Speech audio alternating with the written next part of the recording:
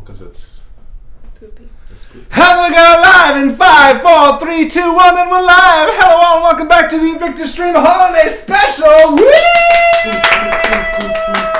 That's right, ladies and gentlemen. It is another holiday season here with the INVICTUS crew. How are y'all doing in La La Land? I'm good, thanks. Oh, you're not in La La Land. They're in La La Land. There! Oh, hello! They're in the wonderful world of Hollywood. That's right, my name is Mr. Harlan Guthrie, and I am here with my lovely friend, Mr. Justin Thomas James. Hello. And the gorgeous Miss Jo Fallak. Hello. And we are here, coming at you live, with the very first live holiday special INVICTUS ever has. Whoosh! Cheers, everyone. Cheers. They're doing coffee, and I'm doing booze. I might switch over later. And if you're watching live, I hope you have a festive drink in your hand, and you are sipping along. Every time we roll a natural 1, Yep. roll a natural 20, Yep. say drink, Yep. you drink. You drink. Drink! Drink! Huh? Wait, what are the rules? I made them up on the spot. We're not bringing any dice to the table, are we? Oh, listen, dice have existed at the table. That's right. Tonight, on the INVICTUS Stream Holiday Special, we are going to have a grand old time. Grand old time. We are going to be playing the Jenga Tower game Dread. Not to be confused with Judge Dredd. No, which Justin did ask about, and it's not. But it does have a tower in it, like Yes, Judge Dredd. just like Dredd. Should we pull it out? In a second, I think we have some exciting stuff. Well, Should we pull it out? it's not the first time I've heard that. Ladies and gentlemen. Saucy. Are we actually live? I didn't check. Oh yeah, people Okay. are saying hello. Hello. Let us know how the volume is and all that jazz.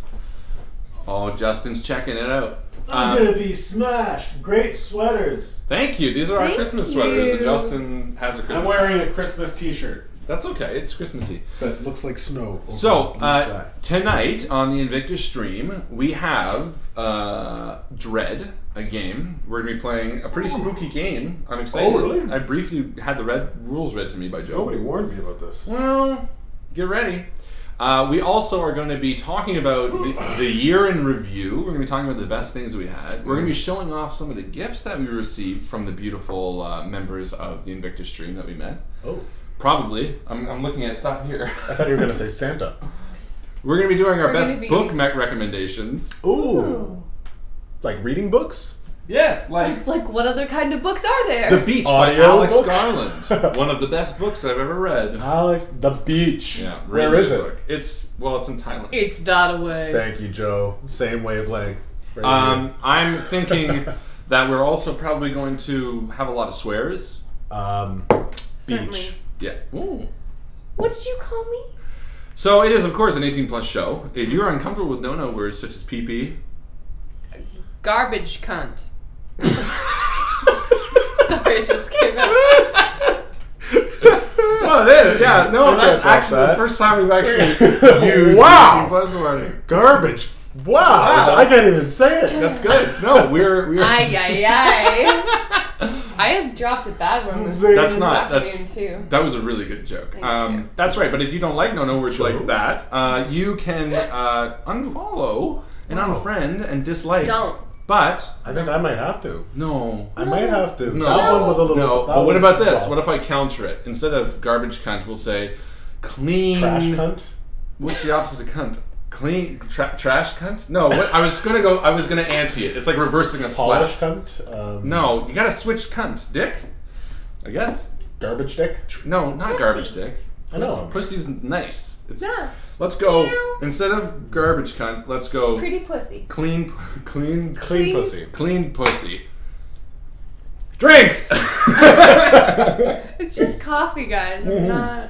Alright. So we're just gonna get more jittery, and you're just gonna get drunk. Well, Yeah. what else is there? I also have a mean bean cocktail. Mean bean. It's not a cocktail. It's just got coffee in it. But that's right. We're going to be doing that tonight. Does this help? I don't know. And we also have some XP to give out this year. Oh! We're going to talk about the highlights of everything that we've been through. Highlight- My Real. XP sack. Our favorite. It's downstairs. Well, I always have my pee sack. Pee comes from the testes, doesn't it? I It's failed stored that. in the balls. It's stored in the ball. Oh, guys, I really got to pee. My balls are huge. Look at the size of these balls. They're so big. I've been holding them for weeks. Water balloons. Well, we're also going to talk about the future of Invictus. The future. Joe, this is going to be like the ghost of Christmas past, bringing you to your fat, slovenly self, eating chips on the couch, which Rob Donaldson posted, which we had a hearty laugh at. I don't think he posted it in the stream. I think he posted that in his personal life.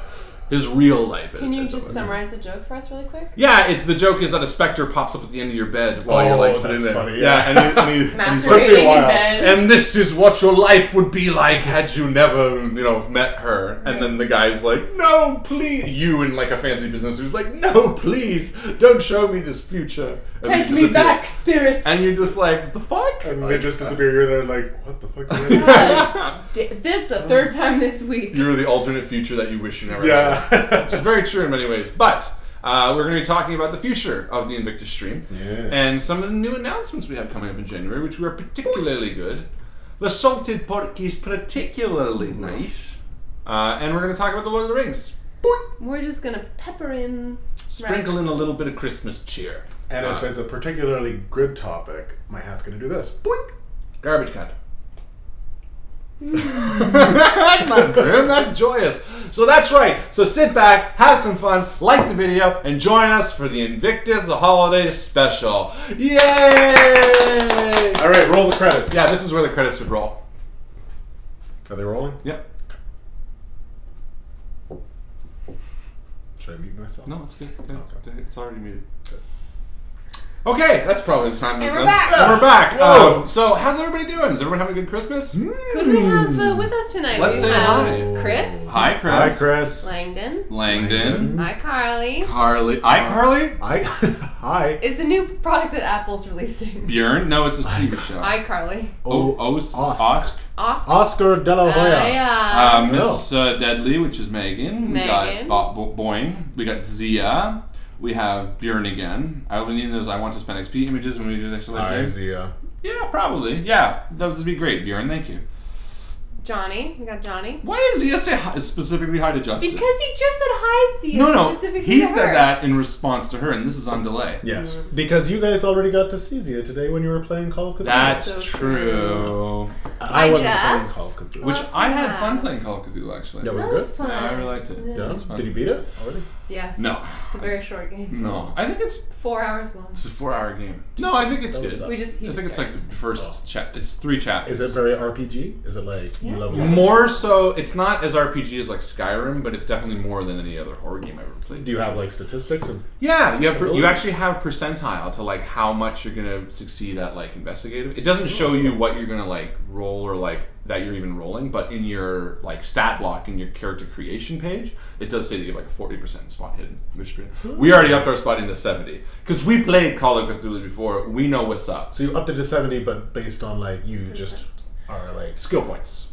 skill points. So you get skill points and then you just It affects the bring it game in Gotcha. that if you are wandering around in a room, you won't necessarily get like the little ping in like on the screen to show you what is an item that you need to That's investigate. cool. I want Yeah. to play this game. Yeah, I'm curious. I'm really curious. We're gonna stream the whole thing with narration. We've been doing the whole voices, and then I think when it's done, what? You've been doing the voices. I've been You've just. been great. This is my voice for the drunk. Do your drunkard Just a voice. train That was the wreck. best. I can't. I'm a drunkard. How did it go? No, it was really Just funny. like that. Yeah, it's like a lisp, but not really. Sort of talks like this a little bit. Anyway, but when it's done, I think I'm just gonna play it on my own and like make all the choices different and see what happens. Because I'm curious how different a story like that could have gone. Yeah. You know what I mean? Every once in a while, when you play a story that does alternate paths, you really wonder how much they went into those alternate paths, or how much is actually railroaded.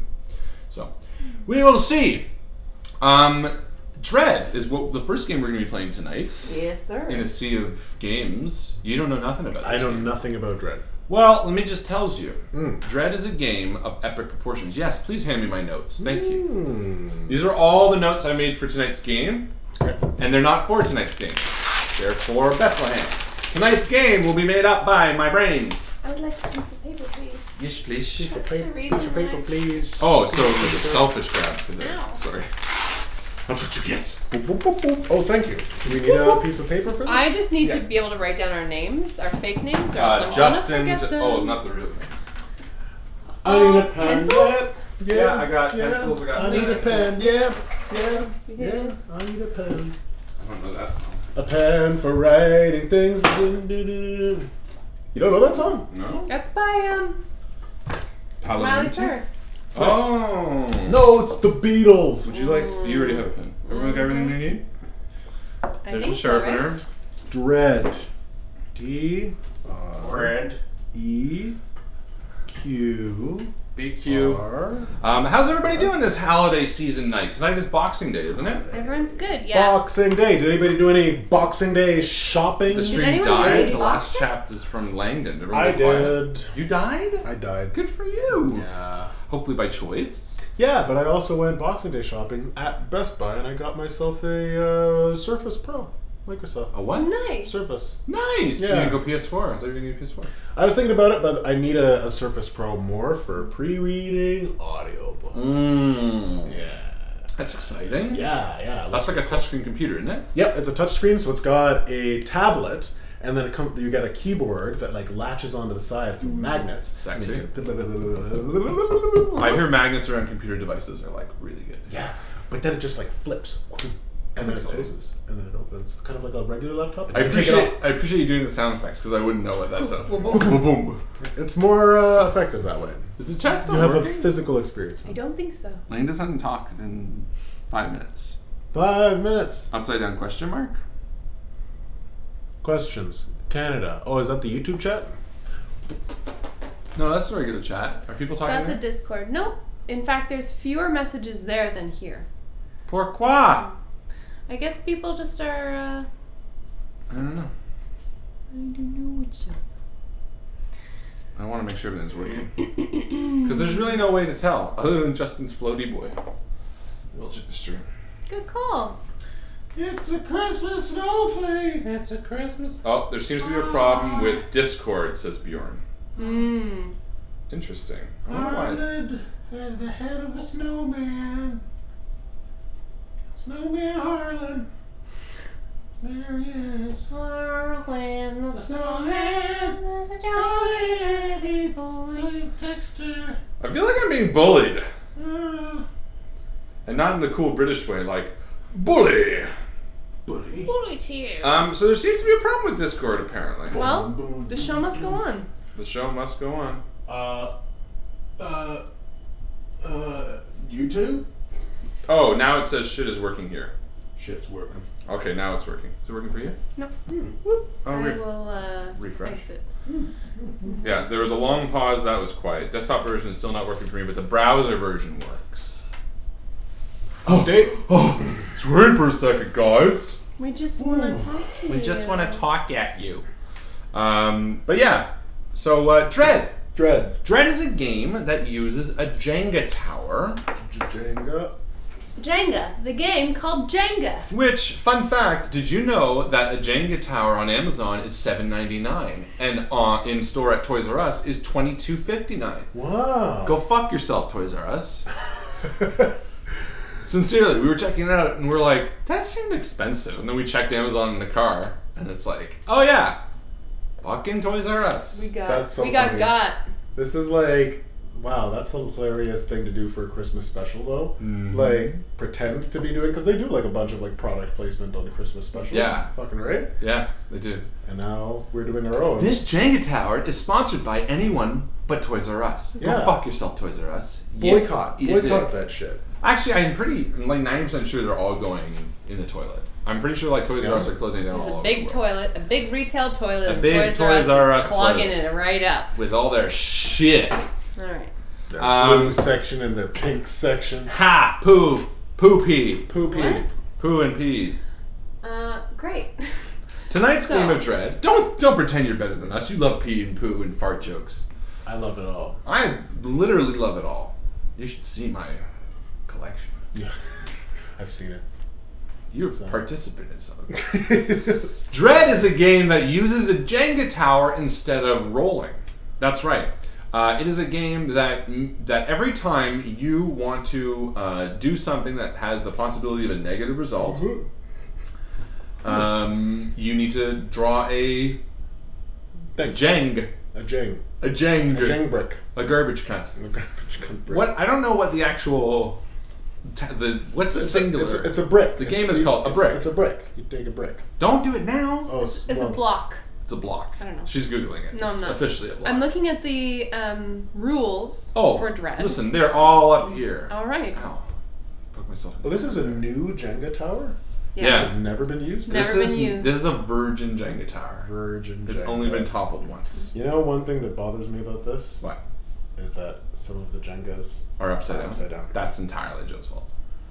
So we are to stack the tower and pre-pull 3 blocks for every player you have fewer than 5. So we need to pre-pull 6. 9.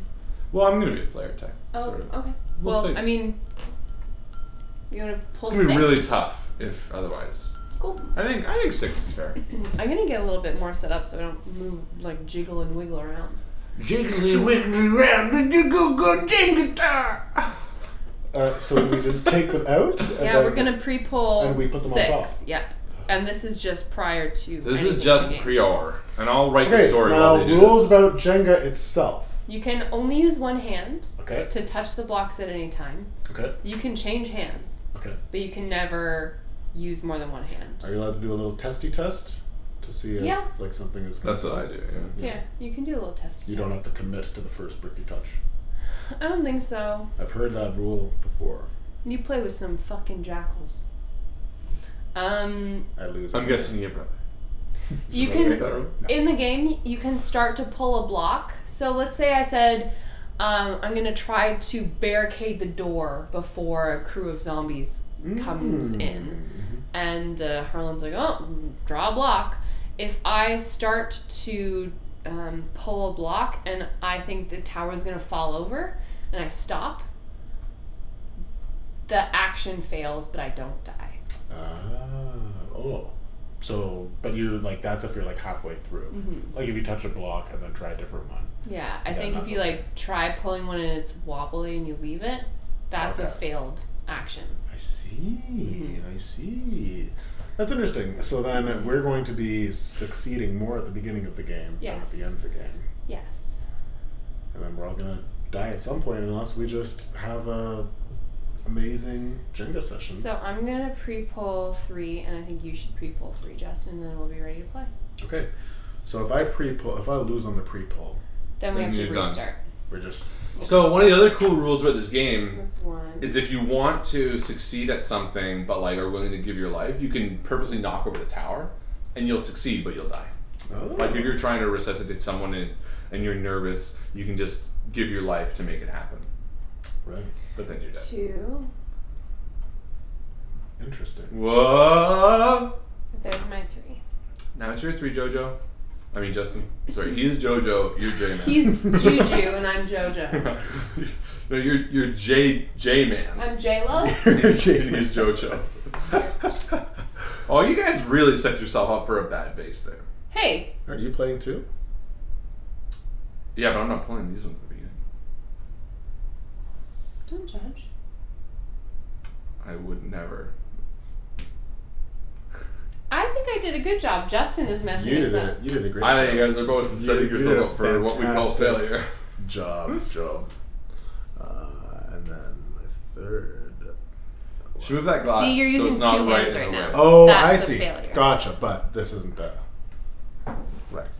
So, okay, so Justin, why have they've you done done this this thing? entire tower precariously perched on 2 beams like this.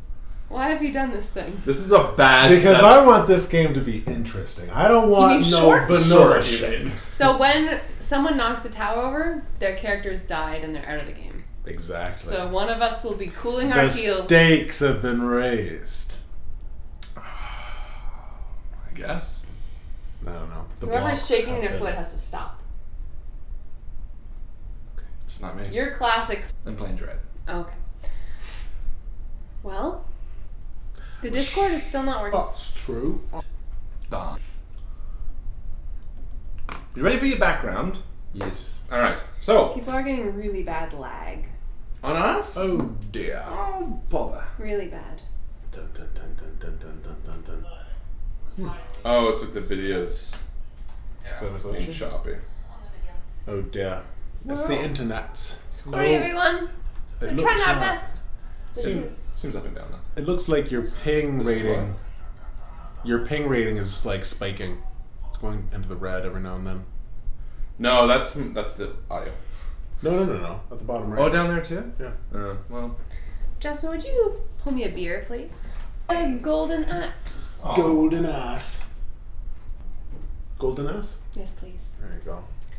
Brought to us by Chronicle Brewing Company. Golden buttocks. I can only do it if we restarted the stream. Oh dear. Oh boy. I don't know if it's worth it. Beard everywhere. You're famous for that, eh? Well, Beering? Every time, but you know what? It might be the Chronicle beers actually. it's only ever Chronicle Yeah. beers. Mine was fine. Well, You're a different person than me. I am a do you want to hand me that? spiller. Thanks, love. I'm a spiller, not a killer. You're a spiller? Not a... Schmee. Spiller. Oh boy. Today we've had quite the slew of technical issues. You know what? I mean, it's laggy every once in a while, but for the most part, it's still fine. Cool. Because the internet is probably really, really busy right now because of all of the... Everyone who's off work. Just got their new PlayStations and Microsoft Surfi. Your mom said that they're leaving Orson. And did you see that? What? You're Devin and Nell are leaving Orson behind, apparently in Cambridge. Just got that email. Yeah, I mean, we'll figure it out. I mean, worst case scenario, got a little bit of lag and a lovely little bit of cheese. What kind of cheese? Oh, a little bit of camembert, perhaps. Oh my god, I want cheese now. Well, we got lots of cheese. It's a Christmas party. Let's have it all. I want it all. I'm pretty sure. Did you do that? I want it all. We have this goat cheese and cranberry. Wow. Maybe, yeah. Well, I'll explain it. You already know your character anyway, so I'll tell Justin what his character is. Oh, who's my character? Okay, so do you want to do that while I explain his scientist? Unless you want me to. Sure. Great. Does you want some? Yeah. Do you want some as well? Yeah, I'll have a couple. Yeah. Dread. So the plot of tonight's game is going to be, and I've written it down right here, every single detail. You work for a scientist. A scientist. Okay, what era are we in here? Present day? Present day. Dun dun Present dun. day. Oh yeah, that's I got good. you something. Oh, thank you. That's like Christmas Day. Yeah, that's right. Okay, so we're going to be doing. You are a scientist, and you are working For a scientist. for a scientist, and I'm just going to be reading the YouTube chat from here on out because Halifax. What's my name? Halifax? whatever name you want. Halifax is a cool name. Yeah, I'm gonna name myself Gregory Halifax. Anyone watching the Discord, until the Discord is 100% fixed, jump to the YouTube chat, please. It'll be easier.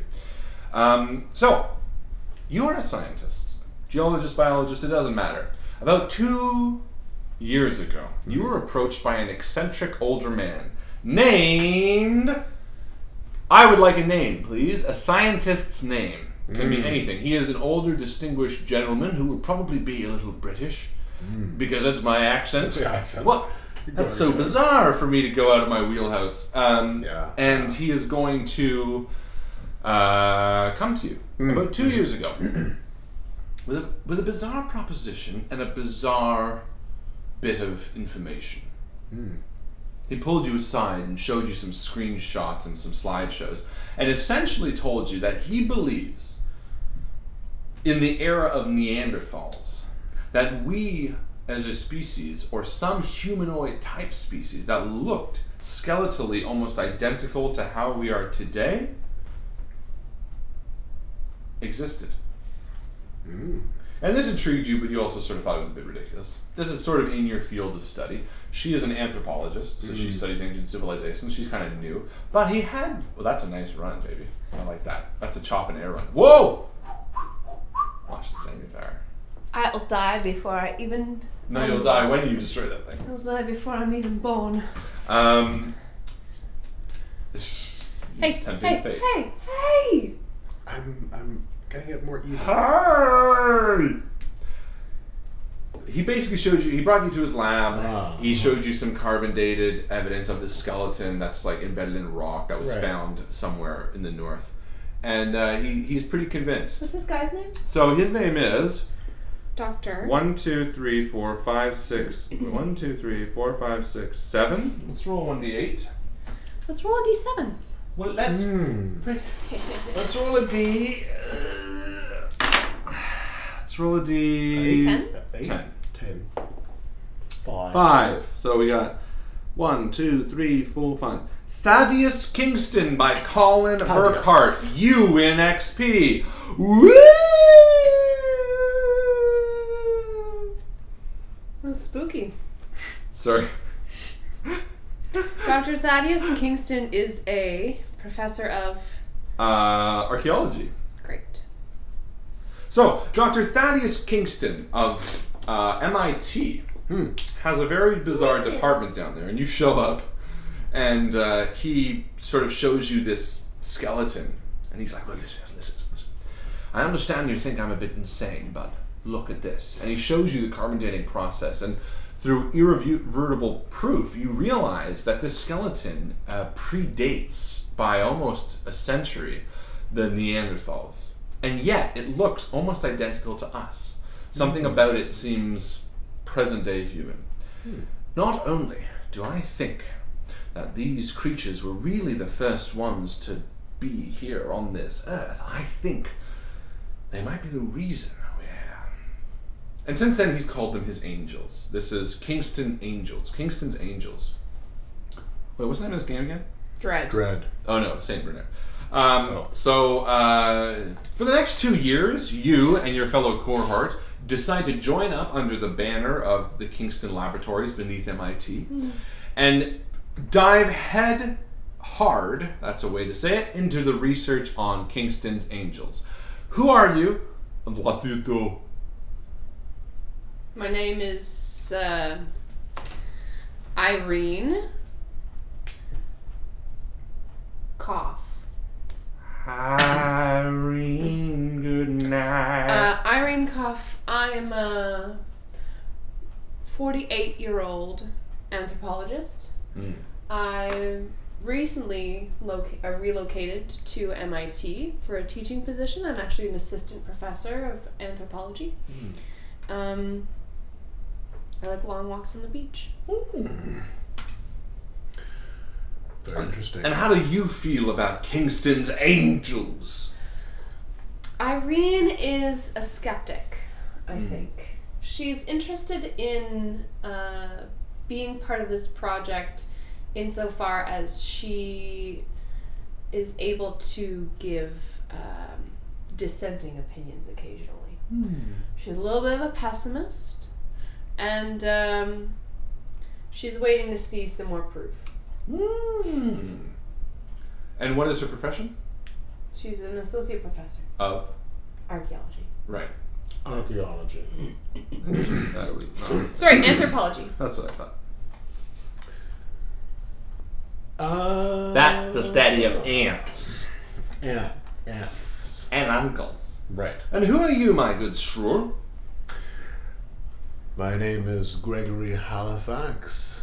I am a scientist as well. I research various formations of rock patterns. And Geology, but not exactly. It's a combination of geology and biology. It's a geobiology. It's a GB.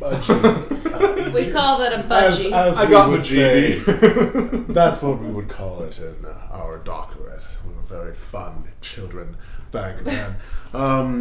Yes, so I find it very fascinating how the Earth affects and can sometimes mummify the remains of living tissue, and how it preserves and decays over time in the Earth's crust. So I spend a lot of time traveling the world and seeing different geological formations, treating different biological patterns differently. You tend to feel the Earth move under your feet, and the sky tumbling down, tumbling down. What is this? I feel the earth move under my feet. I see the sky tumbling down, tumbling down. I actually don't know what. I know that song, but I don't know what song it is. 1 XP to anybody who knows what song that is. I think it's Carole King. It's Angels. Carole Kingston Angels? Yeah. Perfect. So, Gregory and Irene, Dr. Koth and Dr. Halifax, have both been brought into this MIT laboratory, Kingston's Angels. Code name, I know how it's spelled. I always write phonetically, but now I don't know what the fuck your last name is. It's a mystery. And as you go through grabbing your lunches in MIT, you're a bit of a laughing stock, to be honest. The two of you, because of this, have sort of formed a good friendship out of it. Sort of both a little bit embarrassed, but deep down at your heart, still very much believing Dr. Kingston's work. That proof, it burns at you. And over the 2 years, there have been small moments, small breakthroughs, as it were. You found one particularly interesting, a geological formation that had sort of the proof existence of life at an earlier stage than you found. Again, all up sort of north. Why don't you tell us about that over dinner? Ah, yes. So In the cafeteria. in the cafeteria, so I'm speaking a little bit louder as people are clinking glasses. I call it the Goldilocks zone. Yes. You know the old fable about the girl and her finding the soup of the bears, and the father's is too hot, the mother's is too cold. Oh, and Goldilocks just finds the one that's just right. It's just right. And so, very much like Earth is in the Goldilocks zone of our solar system, on Earth, it seems that there is a Goldilocks zone for preserving matter, for preserving living biological tissue. A combination of acidity and volcanic rock will keep things insulated. Well, it creates a perfect mesh. I won't get into the details. I can show you later in my lab. No. This is brilliant, Gregory. This is why we found Chauncey in such a beautiful area. This is why she was just around the northern hemisphere. This is why she was on the tippy top preserved in ice so well. This proves exactly what I've been suspecting for many a year now. That the Goldilocks zone, that where we found Chauncey, all of this says that there was life. I'd be interested in reading the paper if you don't mind. Irene, you're such a skeptic, such a pessimist, such a 48-year-old anthropology woman. Well, I just like to, make my mind up for myself. No, and that's why I hired you onto this assignment. That's why I believe in both of you. You're great in your fields. But I feel there's more. I must excuse myself. I'm going to take a little time away and then head up to where I found Chauncey first, and I'm going to poke around a little bit. I remember hearing some stories about a washed-up vessel, the Myriad. I think perhaps that might be the key to finding the location of where Chauncey came from. Are you on sabbatical? How long are you gone? No, keep it together while I'm gone. We have plenty of research to do, and our funding is still going to last another 3 months. I should be back before then, and hopefully with something worthwhile. And in his nightie, he stands up and walks out of the... Of course, he's eccentric. And walks directly outside in the snow without any shoes on. That man's gonna catch a death of a cold. Oh, All right. Dr. Thaddeus Kingston is gone for almost 3 months. oh wow! Yeah, That long. the two of you... This is a long lunch. Yeah, no. You come into work the next day. He's packed up some of his relevant research. His little green coupe is not in the driveway at MIT because there's one driveway. The driveway at MIT. The longest driveway. God, the traffic here is crazy. By the time I get it parked, I have to wait the whole day to get out. And he's gone for many a month. And as you two begin to lose a little bit of spirit in your research, just as you're feeling the winter's chill completely turn your stomach and make you feel almost doubtful that he is ever returning, you arrive in the laboratory, Kingston's Angel Laboratory in the basement of MIT. Is that by the driveway? The only one by the driveway. To see him sitting at his high back chair. Kingston! A frantic look on his face. Cough. Halifax. I'm so sorry I've been gone for so long. Well, welcome back. Yes. How are you doing? Any frostbite? A little bit, yes, actually. And he stands up, and you see him, he's a bit more disheveled, his hair is a bit longer, his beard is grown, he normally keeps it very clean shaven, and his clothes sort of have a sweat stench on them, as if he just got off a flight. And he walks over to the basement windows and draws the blinds, almost paranoid at who might be peering. He looks at them for a second and turns around to the two of you. I found something marvelous. Well, what is it? What can you share with us? Sit down. And you sit in your Irene chair and your Gregory chair. No. You're sitting in each other's chair. That's Gregory's chair. Oh. This one's for Porter the cat. Hello! And there's a dead cat sitting on it. And he turns to the two of you and says, Irene, Gregory. It's a stuffed cat. It's been dead for like... Right, yes. It's always yes, been dead. Definitely, You should know this. Yeah. I know all about this cat. Yes. I think we found it. After our last meeting, I took a flight, after packing my bags, up to where I found Chauncey. The skeleton, obviously. And he points to the large skeleton that's in carbonite behind you. I was convinced that this society existed in this Goldilocks zone, as Dr. Halifax had pointed out. And you were right. Now, I haven't been there yet. See, I spent a matter of months poking around the area, and this ship, the one that I had suspected might have been there, the Myriad, it had broken into ice 15 or so years ago. Well, there were a few survivors. 3 men escaped. Only one survived. But he claimed upon returning back to his hometown in Alaska, in Ketchikan, that he saw a great deep underground chasm reflecting lights, dead bodies frozen in ice in the wall that looked human. No one, of course, believed him, and he could frailly remember the location. But I ended up tracking him down and asking him for details. He pointed me into the direction of where I think he walked. And so I hired a small cavalcade of people to bring me out there. A man by the name of Chris.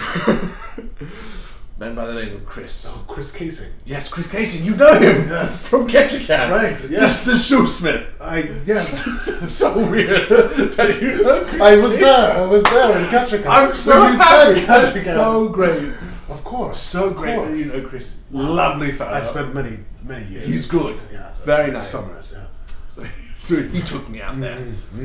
And we spent a few weeks, I should say, beyond in the snowy wilderness, poking around. And I found it. You found the valley, I found the entrance. Dr. Kingston, I'm sorry to interrupt. This is very exciting. Our funding runs out in 4 days. Less. In fact, I've just gotten off the phone with Commander Data. I'm not going to think of names. Commander Data. Oh, the Dean. No, this is obviously funded by the military. Oh, Commander Data from the military. Yes. Yes. Yes, of course. Funding has been pulled. I told him this on the flight back, and he said, "Poppycock." And did he pull the funding? Yes. Just talk loudly. So then, what? Why would we do Harry needs to pee-pee. You and I will talk. Before Commander Data pulled the funding, I telefaxed him. You still telefax. It's the only thing that I have in Alaska. Right, yes. I know this. That's how you talk to Chris. It's the only way we can maintain our communication. Telefax. You'd think the commander would have something But more no. no. I sent him a telefax from Ketchikan. Okay. I sent him a telefax from Ketchikan. Yes. Telling him that we needed to launch an immediate expedition. And so he gathered the supplies. He did. Yes, they're in one of the terminals here at the airport. But he thought it was poppycock. Well, he started pulling the trigger on my request. I vouched for the validity of my information, and so he started organizing jeeps, enough supplies and food and rations to last the expedition a few months. It's all now in a terminal at Boston Airport, waiting. It wasn't until I arrived, getting off the plane, I headed directly to Commander Data's office. Showed him these slideshows. He points to a dimly lit projector on the wall, showing a picture of a large, ornate gate set into a stone, glistening stone mountainside. Thank you, Joe.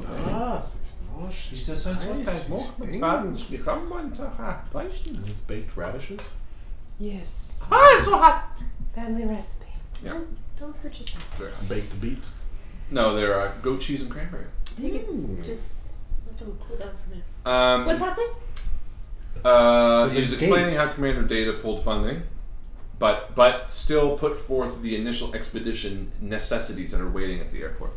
Once I arrived, I showed him these slides, and he laughed me out of the building. He pulled out funding immediately, but, and this is where we come in, the supplies for many months' journey are still waiting in the airport. You're telling me, Dr. Kingston, Yes. that you came back after 3 months with nothing to show for yourself, nothing to extend our funding. No, nothing. And he turns the projector on the wall, and you see an ornate stone door in what looks to be the side of a massive ice wall, like an iceberg. That is remarkable. Watch, and he flicks through the slides, and you see close-ups of the symbols, and they look bizarre, not Egyptian, but almost hieroglyphic in nature. I've never seen anything like that. Me neither. The architecture here and here, Yes, unique, utterly unique. but the door wouldn't open. I scouted around the area for weeks, and that's when I found it. In the frozen wall, there was a single hand holding this. And he lifts a chain, and on the chain is the One Ring. No, it's a beautiful stone key inlaid with... Chain? Yeah. It's like hanging. I put it on the chain. Oh. So we just take this, we put it into the slot, open the gate, and boom, we have access to... By the time I wanted to open it, I was so eager. But I knew that I needed you, both of you. Beyond this, in this Goldilocks zone, is beyond my expertise. What lies in the icy depths of this civilization are a mystery. But I know that it's ours to discover. Commander Data laughed me out of the building. He thought the key was no more than an excuse to keep our funding going, and he pulled us.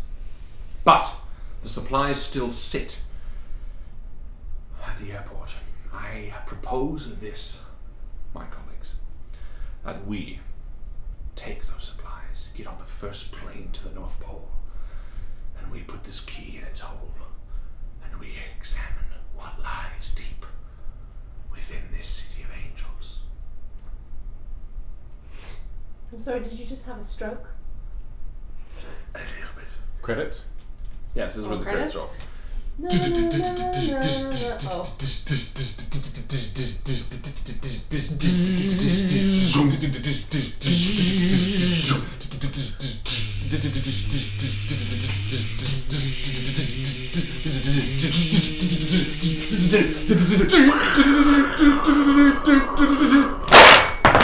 Dread. For fuck's sakes.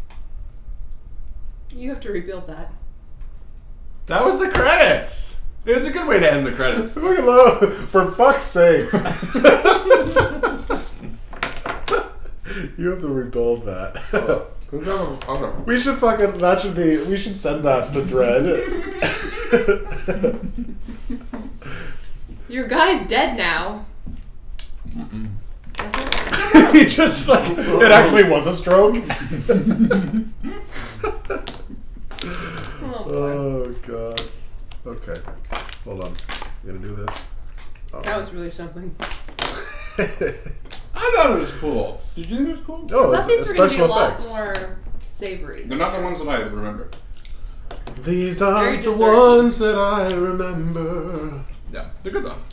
Oh, we're back on with the Discord. by the Oh, way. everyone head over to the Discord and tell me how great those credits were. Bjorn says best credits. Be nice. That was something cool. Be I really nice. like that. You're the coolest. Make me feel better for knocking over the tower. Thank you. Everybody! This. Gabe, I can't reach the rest, so someone can help me at least. I'm not doing it. Well, okay. I did it the first time. I had a role to play in that. And it was a 16. It was. That's a very difficult to read dice. I hate that die. That's why they're aside. Cthulhu. Cthulhu. So, everyone pumped for the game? Yeah. Yes, sir. Everyone's excited for Yeah. whatever it's This. The this. soldiers of St. You got it. Bernard's. Barnard. Yeah. Right. You gotta. Yeah. That's gonna be worked in. Yeah. Right. Probably. Soldiers? I have to now. Right. Saint Because I named it. Barnard. What? That's funny. What? Barnard. Barnard. Barnard. That's what I do. I Not pick a Bernard. title. Barnard. I pick a title, and then I make the game fit that title. Is that so bad? Can you set that up now, at least? Thank you. And yeah. So Great. you gather the supplies from the Boston airport, which is called the Massey Fly.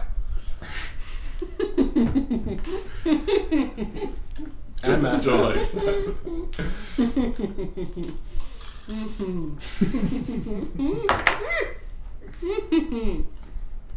It's really hot.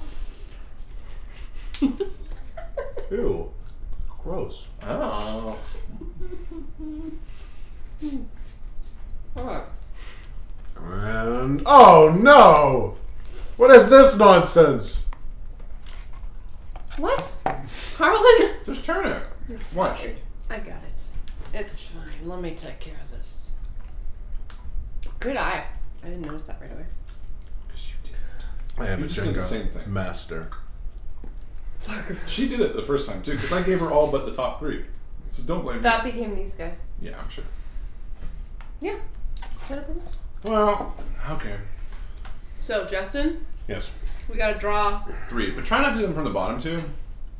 Oh, that one's tricky. That one's tricky. Oh, are we going back to Discord? Right, why did I need that? Don't choke, Joe Flo. Nasty fly. Hey, one hand, mister. Ah! That was one hand. No.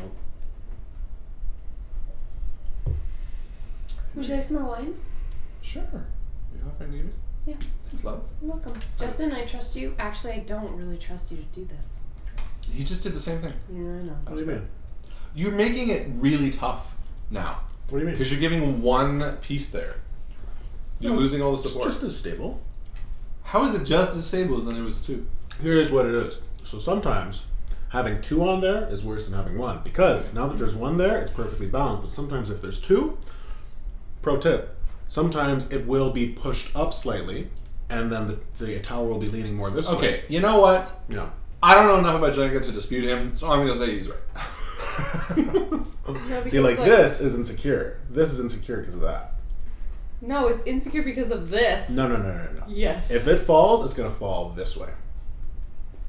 Reason being you took one out there? Yes. Yes. But if you took that one out, then it'd be balanced again. I'm not doing that. They're betting XP who's going to be the next person to knock it over. Harlan for the mid-game credits. And it's going to be Joe. In frustration? Mm-hmm. Maybe. Jenga isn't a game about... It's not a cooperative game. you do the move that you can to screw other people up. Mm-hmm. Except, we're not fucking playing Jenga. We're playing track. Oh, right. No. We're just using the tower. Do you want to kill my character? And play by yourself with Harlan for a long time. Because we can do that. You're not by yourself. You went Dr. Thaddeus Kingston! I'd love somebody love. You're welcome. Thank you so much. BRB. Do you want to just bring up the box? Yep. It's almost empty. We're classy! I'm going to win this role-playing game. Now you sound like Chris. Actually, no, I'm kind of thinking of The Office. I'm feeling kind of like a Dwight mentality.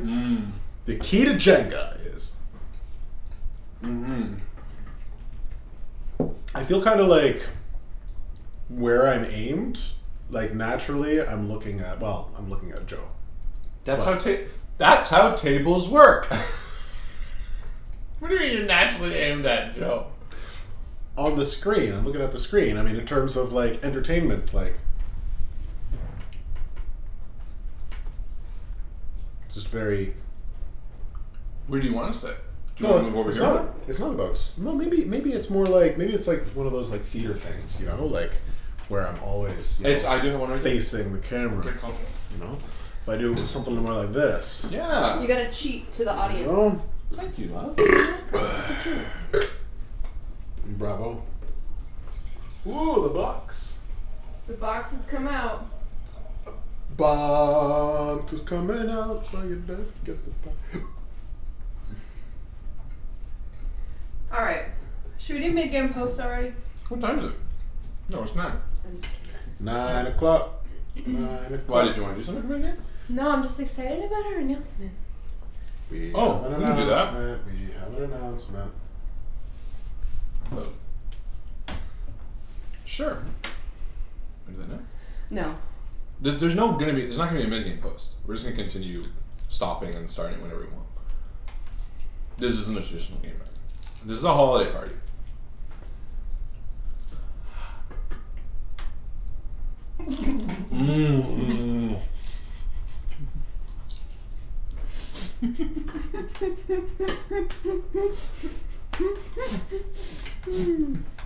Nothing happened.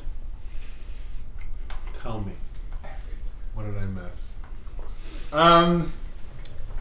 Sure. You want to talk about the announcement? I feel like we're building it up too much. Let's play. Okay, and then let's do an announcement play. afterwards. Yeah, because now people, you know. But now if we're done, now we're building up more. No, not really. No, not really. People will forget, and then we'll be like, "Oh, hey, by the way, we got an announcement." By the way, garbage content. Agreed. So we have the supplies. We fly out. the plane lands in the North Pole. Massey fly. Is that the sound of the pole? That's the sound of a plane landing. Haven't you guys ever been on a plane? No. You tell me, you haven't been on a plane where your mom has to cup your ears and make the sound because you're scared. Because that's exactly how a plane lands, my mom told me. Mom. Sounds like a fart. Thanks for flying, Massey fly. And then you're on another plane. Chris Cassidy. Meow. Chris Cassidy. Cat Oh, plane. or Chris Cassell. That's it. Chris Cassell. Chris Casing? Casing. I wrote it down. Chris goes, I knocked the table. make a mess. I got it. Someone made a mess. That's fun. He meets you at the airport and he says, "Right, well, I've scheduled your small flight to take you to the North Pole The North. from Ketchikan, which is probably another 25-hour flight. I don't know distances." And you load up and you go. And you land in the North Pole. Were you shooting something? No, it's dots on a map.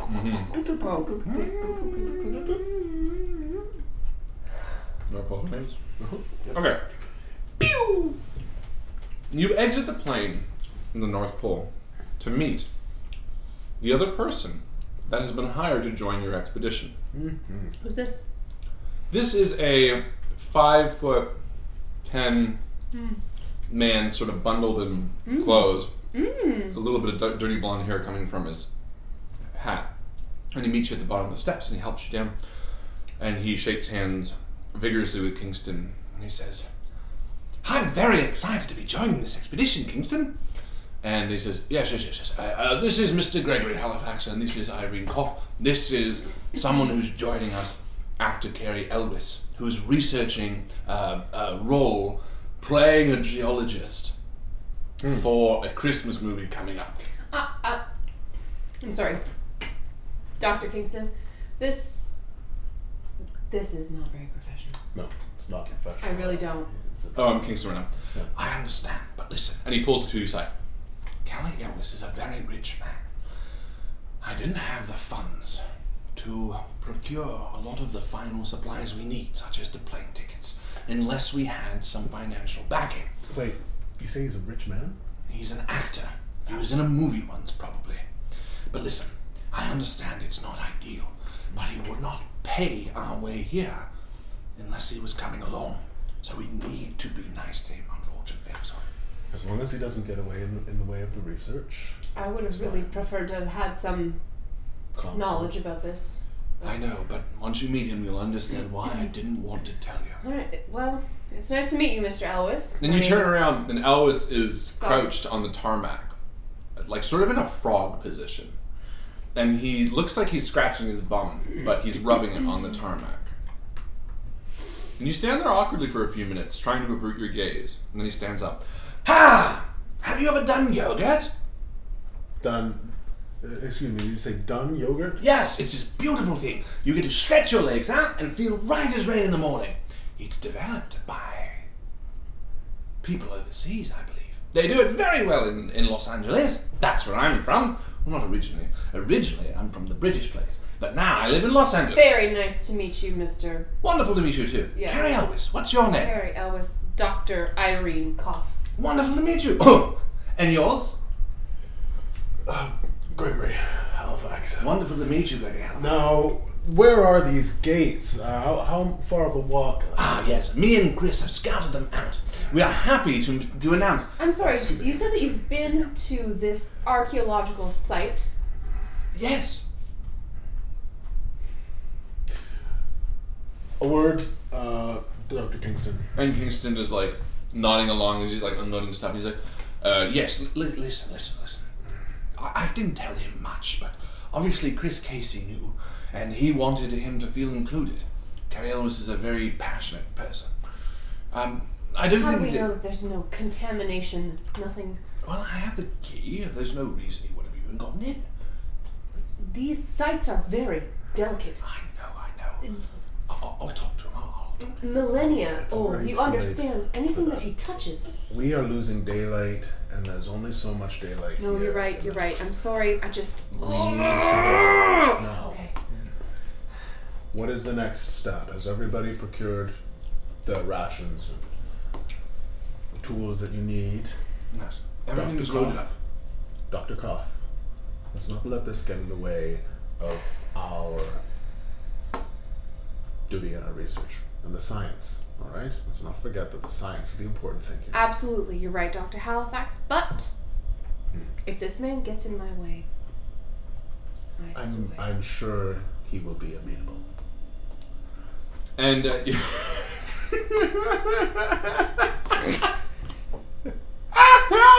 You look like Daria. yeah, that face when you go through attacking the school.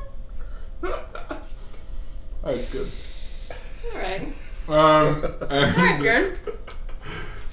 and My face looks so bad. Now I'm really self-conscious. you're beautiful. Not at all. Everyone pay compliments to Joe. Anyway, I am, let's try to scroll up and there's none. ladies and gentlemen, let's go, Carrie Elwes says as he sits on one of the large dogs that are pulling his sled. He sits on a dog. It's a large dog. It's almost like a horse size. And they start mushing off into the distance. Some of you on snowmobiles, some of you carrying on. What? Nothing. What? Nothing. I didn't want that last one. I wanted it. I kind of wanted it too. Fucking deal with it. Both of you. You know what? Pull a fucking Jenga, bro. And eventually you arrive at the side of a massive frosty boy. What are those things called? Snowman? No, the Erection? Frosty Boys. No, the things, the big Glaciers. glaciers. That's it. Iceberg glacier. All the Frosty Boys are melting. We're in It's a danger. global crisis. You arrive at the side of a massive Frosty Boy, and Carrie Elwes gets off and puts his screw goggles on his head and says, "My boy, this is bigger. I thought when I came here previously it wasn't as big, but now that the fog is lifted, it's absolutely marvelous." And he looks up, and he walks over to the wall and starts licking it. And Dr. Kingston walks up behind the two of you and says, "Can you feel it? That beginning of excitement. We've made it. Look." And he points. And at first you almost didn't see it, but then you see this beautiful, massive stone door in the side. Yeah, I'm saying, oh, I haven't seen a glacier of this size. It's absolutely impeccable the way it forms between the landscape. And Cough is like nudging me. From this. No, Dr. Cough. Halifax. Look, right there. Oh my. Oh my God. This is like nothing I've ever seen before. Well, what era do you believe it's from? This is definitely predates. I don't know. I'll have to get closer, but it's so uniquely unique. And as you're doing that, Carrie Elwes' tongue is stuck to the glacier. He's like, Huh, it's beautiful, isn't it? Absolutely gorgeous. Tell me this is the only thing that you've licked so far. and he makes eyes to Chris Casey, who sort of awkwardly looks over to the side. And I've got a tool. That I am drilling into the side of the glacier. Yeah. And I'm reading it. I'm saying the density of this glacier is quite thick. It doesn't look like it's melted much over the time. I'm thinking this is at least 4.5, 5 million years old. She's approaching the stones. That's impossible. And as Carrie Elwes is like, pulls his tongue off and walks over the two, he's like, "By God, you're right." And he walks over to your hole and he sort of touches it and licks it. "That's interesting." And he goes to touch your lips and put it to your mouth. Do you let him? I think I'm too shocked to respond. Okay, so you let him. Yeah. Okay, and he puts his fingers in your mouth. Whoa. What are you doing? What is the meaning? Fascinating. But you realize it tastes like peppermint. It tastes like peppermint. Would you like me to show you? Please don't. And you do get this whiff of sort of like minty air around you. Ooh.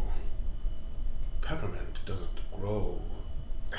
Nothing grows anywhere near here. The peppermint fields are miles away. Wow, the people here do not eat it or use it in their dishes. What could this be?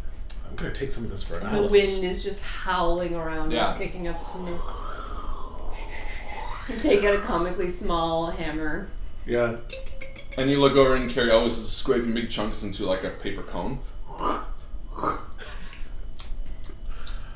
Now, so I'm looking at this stone doorway. What does it look like? Okay, so it's about the size of 3 people across, sort of Portugal. Yeah.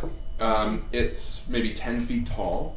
And there looks to be 4 symbols carved into it. 2 on either side that seem to be matching, and 2 on the top that do not. So 6 symbols. Friend and enter. Bello.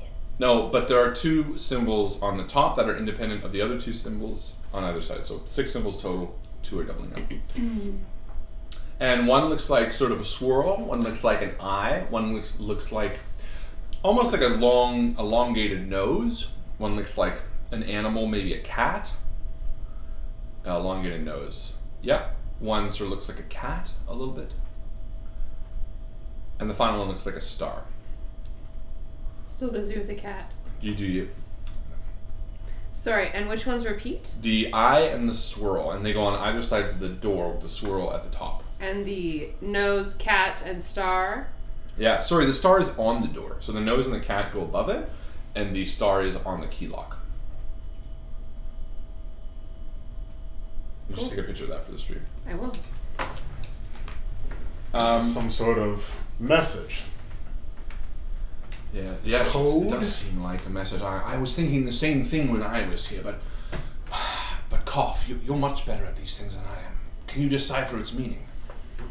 Can I? I don't know, can you? I'd like to. Well, go for it. You want me to do it? Jenga block? I don't know what it is. You have no idea. What do you mean? I have no idea. I wrote it. I wrote this entire You're writing it right now. I'm showing you how they appear. So that's the cat. That's the nose. That's the swirly burly.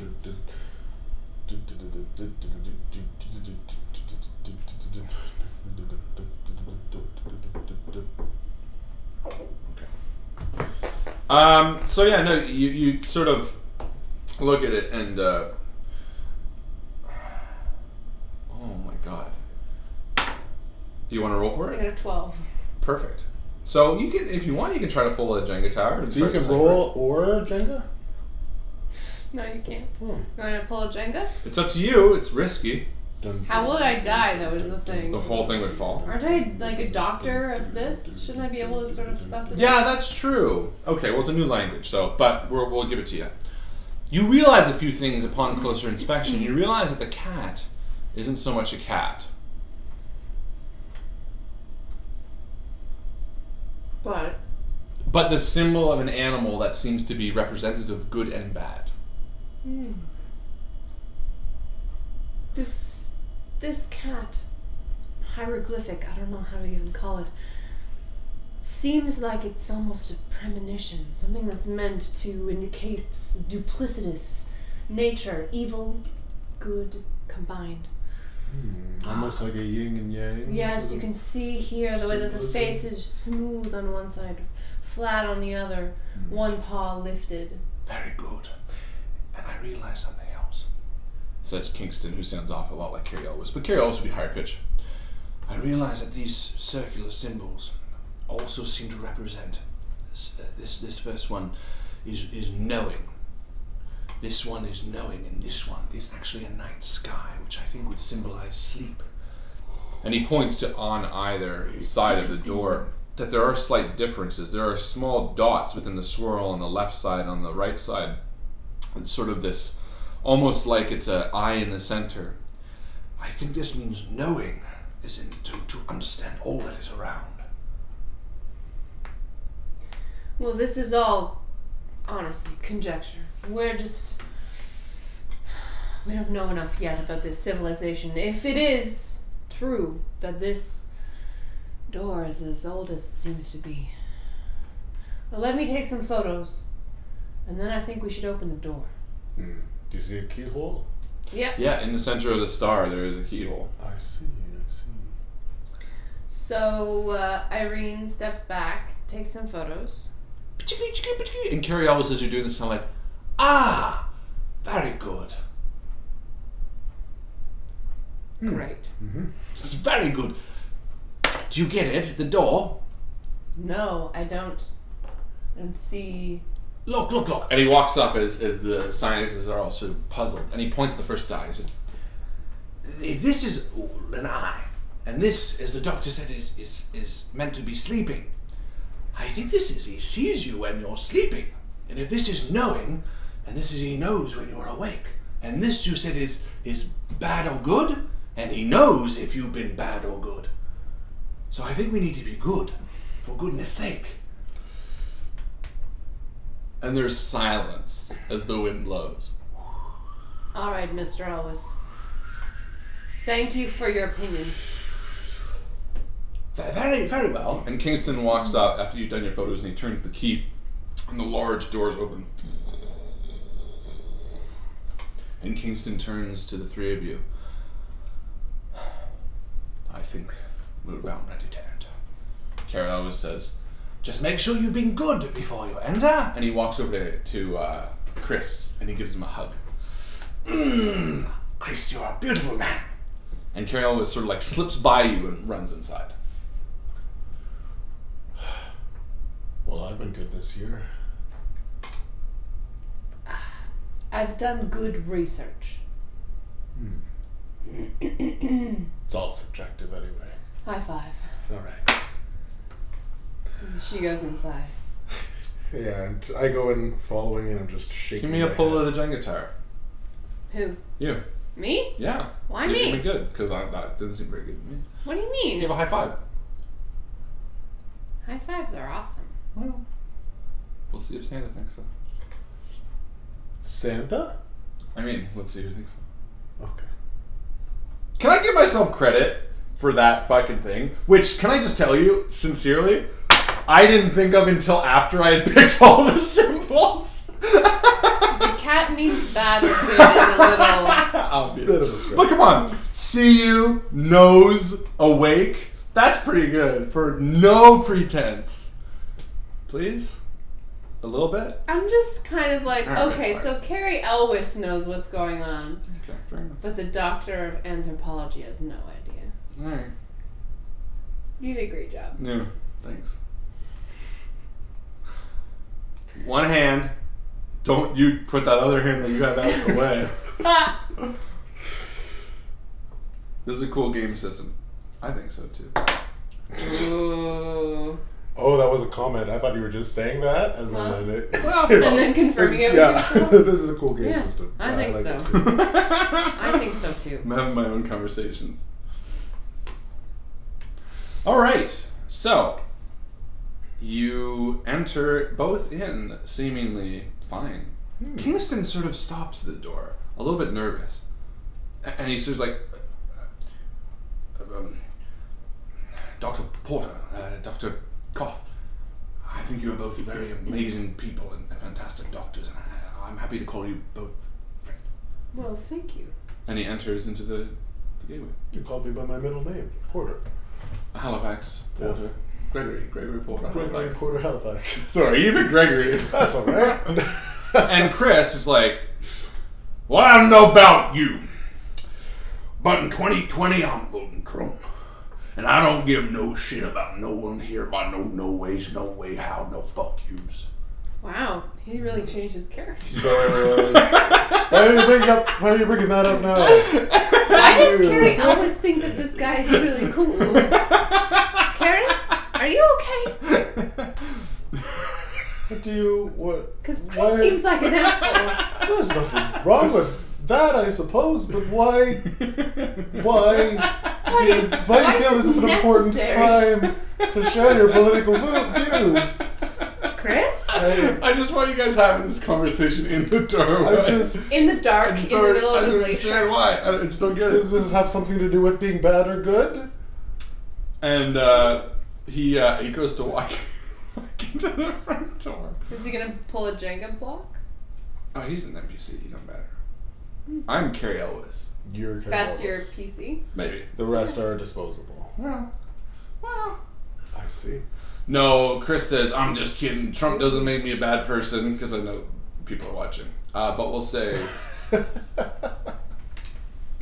he says something else. I'm going to go home and beat my wife. Oh. As he walks in. And then That just... makes you a bad person. Well, that makes you a bad person. That makes you a bad That's... person. But why is this relevant, Chris? Because I hate the snow. My daddy loved me, but not the way I wanted. That's not what I was going for. Alright, he walks in, and as he enters the gateway, as his nose passes the threshold, you watch as the massive stone doors slam shut on his face. His eyeball goes flying off the reflective light of the tunnel, ba-ding, ba-ding, ba-ding, and falls on the floor, rolling down the little hill past your feet, deep into the dark, icy cavern. My God. Dr. Koff, do you think that Mr. Elvis can be right? I mean, he has different political views, but he was telling me on the plane that he sells heroin to children. Did he tell you anything? He did tell me when we were riding our jet skis. Right. Yes. Snowmobiles. Your jet ski. Your snow converted jet skis. Yes. He was telling me that he thought I was fat. So that's basically his bad. He's very judgmental, wasn't he? Selling heroin. How much do you think he charges the children for heroin? Probably gouges them. So And Kingston stands up and says, "You think that's bad?" When I was talking to him, Totally don't. he told me that he doesn't pet cats That not really. or dogs. I'm glad he's dead. Me too. That's E3. She. Wait, no, Irene no, no, walks no, over no, and no, says- no, no, no, no, no, no. We're not happy he's I'm dead. not happy. No. Everyone deserves love, She picks up an eyeball and though they must suffer consequences. kisses it. Yeah, that's the nicest thing you can do. And as you enter this beautiful, Is it glistening lit? ice How do cavern, yeah, it is. There's a blue, ominous glow reflecting off the ice cave walls within Ominous. here. Ominous. Like Om? Ominous. That's what it says in the cave. It reflects. And you move down this slippery, slidey slope slyway, and as you do, you see a large opening where this massive pit sits below you. These stalagmites sticking up. Oh. And as you look down, they go cling, like to show how sharp they are. Like, this ain't no smooth stalagmite. This is the most stalagmite-y stalagmite of Stalagmite Town. And it Almost goes- as if they were carved and chiseled. And as you look over, you see Carrie Elwes is on the far side of this like 6-foot drop, and he's like, "Oh, I just made it across, friends!" And he holds up a rope that's broken. He's like, "But the rope broke." Did you have to draw a Jenga block? No, Carrie He Elwes had is the a rope. god. He had a I rope. Yeah, thought you no, said God. he's the PC. He is, but He is, but he had the rope. rope. That's fair. That's fair. That's fair. And he proved himself as a negative. So can we just, if we want to succeed on something but don't want to pull a block, we can just poop ourselves? In person? In person. Yeah, in person. I want to see. Cariolis actually pooped himself in person here Yeah. tonight? What do you think that smell is? Cariolis? I am Carrie Elwes. I am Carrie Elwes. Well, thank you. You're welcome. I'm just gonna go to the washroom. Oh, well, she tried. I tried. You I tried tried, to and poop and then had to That's go right. to the bathroom. She's like, "Ugh, okay, I gotta go to the bathroom, guys." Bath time. So, across the great Oh chasm. my goodness. Well, it's a good thing I've been going to the gym this year. You have been. You look Of great. all the years, thank you. Of all the years, this is Halifax talking. Hey, doesn't he look great, everyone? Justin James, doesn't he look great? He's been going to the gym a lot. You look good. Thanks, buddy. Every day I've been Have another beer. weightlifting. Every day I weightlifting. Well, if I have another beer, I either have to stay rather late, or need to crash, or take an Uber. Well, you can always crash. You don't need to stay that late for another beer. And I don't have another option. All right. But you do you. I'm gonna have another beer. That's what I'm gonna do. Yeah, so Gregory Halifax has been going to the gym, and he's been focusing on cardio because usually he's okay at like weightlifting, but just endurance and like jumping just destroys him. So he's been working on his squats, and he's been working on his lunges and jumps, and he's looking at this gap. 6 feet. 6 feet. 6 feet is exactly as tall. It's actually 6 inches shorter than I am height-wise. So that's not Fun fact. Fun fact. So pull a block. Gladly. Galadriel. So Gregory steps back, and he shakes his head. He actually takes his hat off, ruffles his hair, and says, "All right, I'm doing this." And he runs at the gap.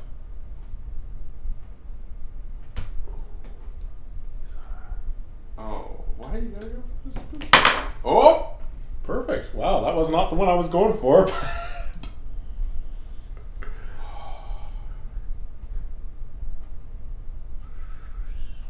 And just as he reaches the lip of the canyon, his foot slips slightly.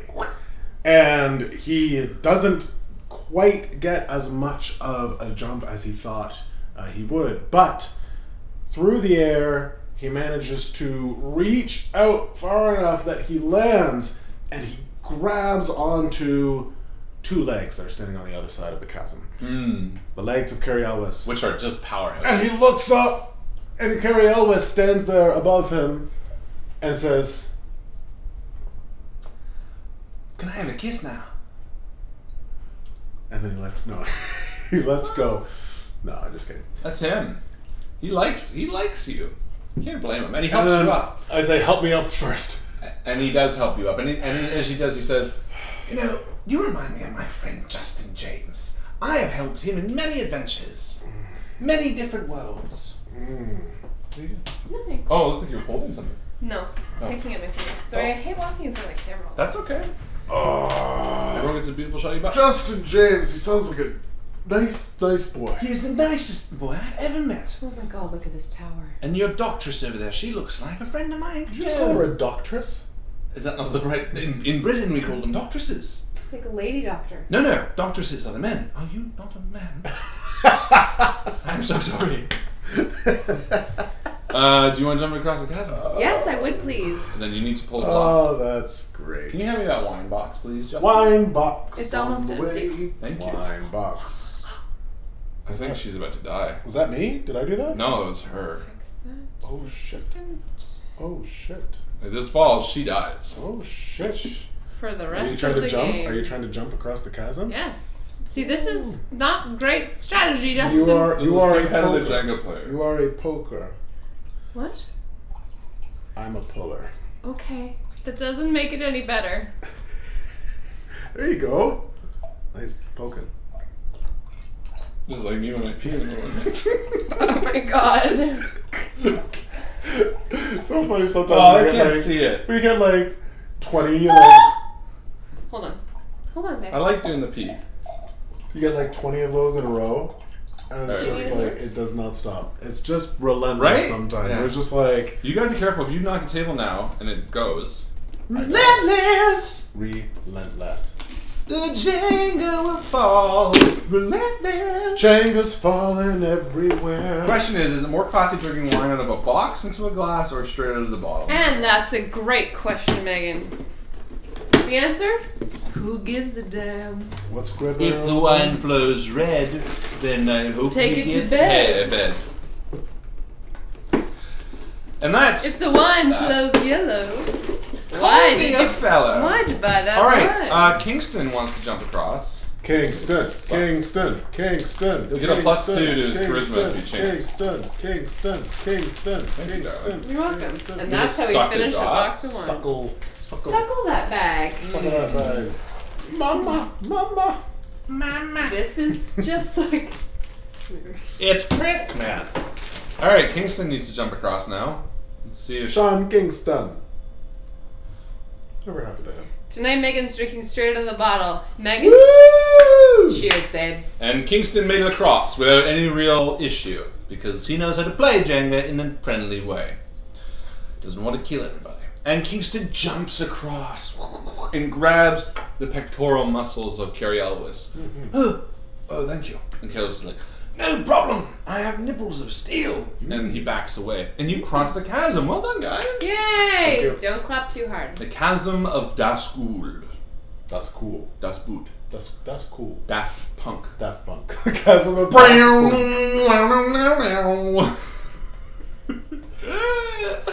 I'm fucking funny. I don't give a shit. Punk. These negative Nancy's. It's just you and me now. The person I'm looking to in the camera. I think it's funny that as the Jenga tower gets higher, your face will become more and more obscured. Well, then I'm like going like this. Or this. It looks like you can set your head right on top of it. Alright, so you move through the caverns, curious as to where the violet light is emanating from. And as you do, you're studying the walls scrupulously. Is that the right word? Scruples. How many scruples? Do you have your scruples? You have 150 scrupulously. scruples in a row? And as you do, Rich! you notice something Bizarre. It indicates that someone has been here before you. Tell me how Recently. that looks. Within the last 10 years. There are score marks in the icy cavern floor. You know how Ice cleats? when you're like scraping ice off of a car, how like bits of snow gather along a carved divot? It almost seems like a sled with metal skates on it was dragged through here, and the weight of whatever was on the sled made this carved impression, 2 parallel lines, and it's not a clear path, but here and there where the ice is thicker on top of the stone floor, you can see this track, and it seems to be old because it's not new. And I know that as a scientist. It seems to be old. I pull out my pocket microscope. In your ear? And no, just scratching my ear. I pull out my pocket microscope and I put a little bit of ice on a slide and I look at it and I see that the crystals have weathered slightly over time just because of the dry air. The edges of the crystals have rounded off. So how And many? then I put my pocket microscope back. And Kingston sort of says, "What do your He'll scientist eyes see?" Cough. And I squint into the distance. And I tell him about the sled. So it looks to be maybe 9 years old. Maybe 10. It's hard to say. 10, 9. Wow, that's. Someone And is, he sits down, a bit defeated. Dr. Kingston, I'm afraid that someone has been here before, and they have not made this discovery clear. 2 options here. A. Other scientific expedition has been here, and they've discovered that there's nothing of scientific significance here at this site. That's why we haven't read about it before in any other journals. This could be some kind of elaborate hoax, perhaps. A very elaborate hoax that would cost a lot of money. The second suggestion here is that whoever was here before didn't want this place to be found. Maybe a criminal. This could be used as some sort of hideout. Not recently, mind you, not that I've seen, but... And as we're talking, a voice cuts through. "Oh, option C. They're still here." And he turned the flame that he's carrying, apparently, no he's not, it's illuminating here, towards the edge of the chasm, and you hear a humming.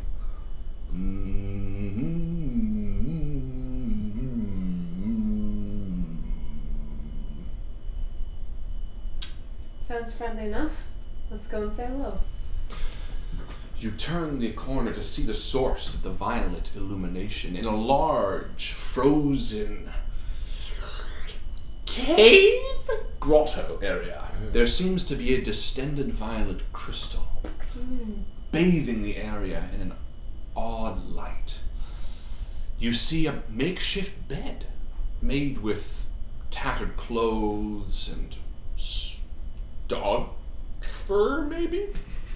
You see boot prints I think everywhere. this is dog fur. You see a pedestal. You see lots of trinkets and odd ornate things on this sort of slab of ice set aside. You see fire crackling, although it provides very little light. It's overpowered by the violet. And you see the back of a man in a thick brown coat, a hood up against his head, white, gray speckles of beard sticking out from either side of his back as he sort of stands at something, carving away at the ice, and you see he's actually carving into the side of this grotto, making a passageway out. And he turns around in the violet light at the stirring, almost shocked, his face cast in deep shadow by the violet light ahead of him. He makes out a sound. Whoa, whoa, whoa, whoa, whoa. It's all right.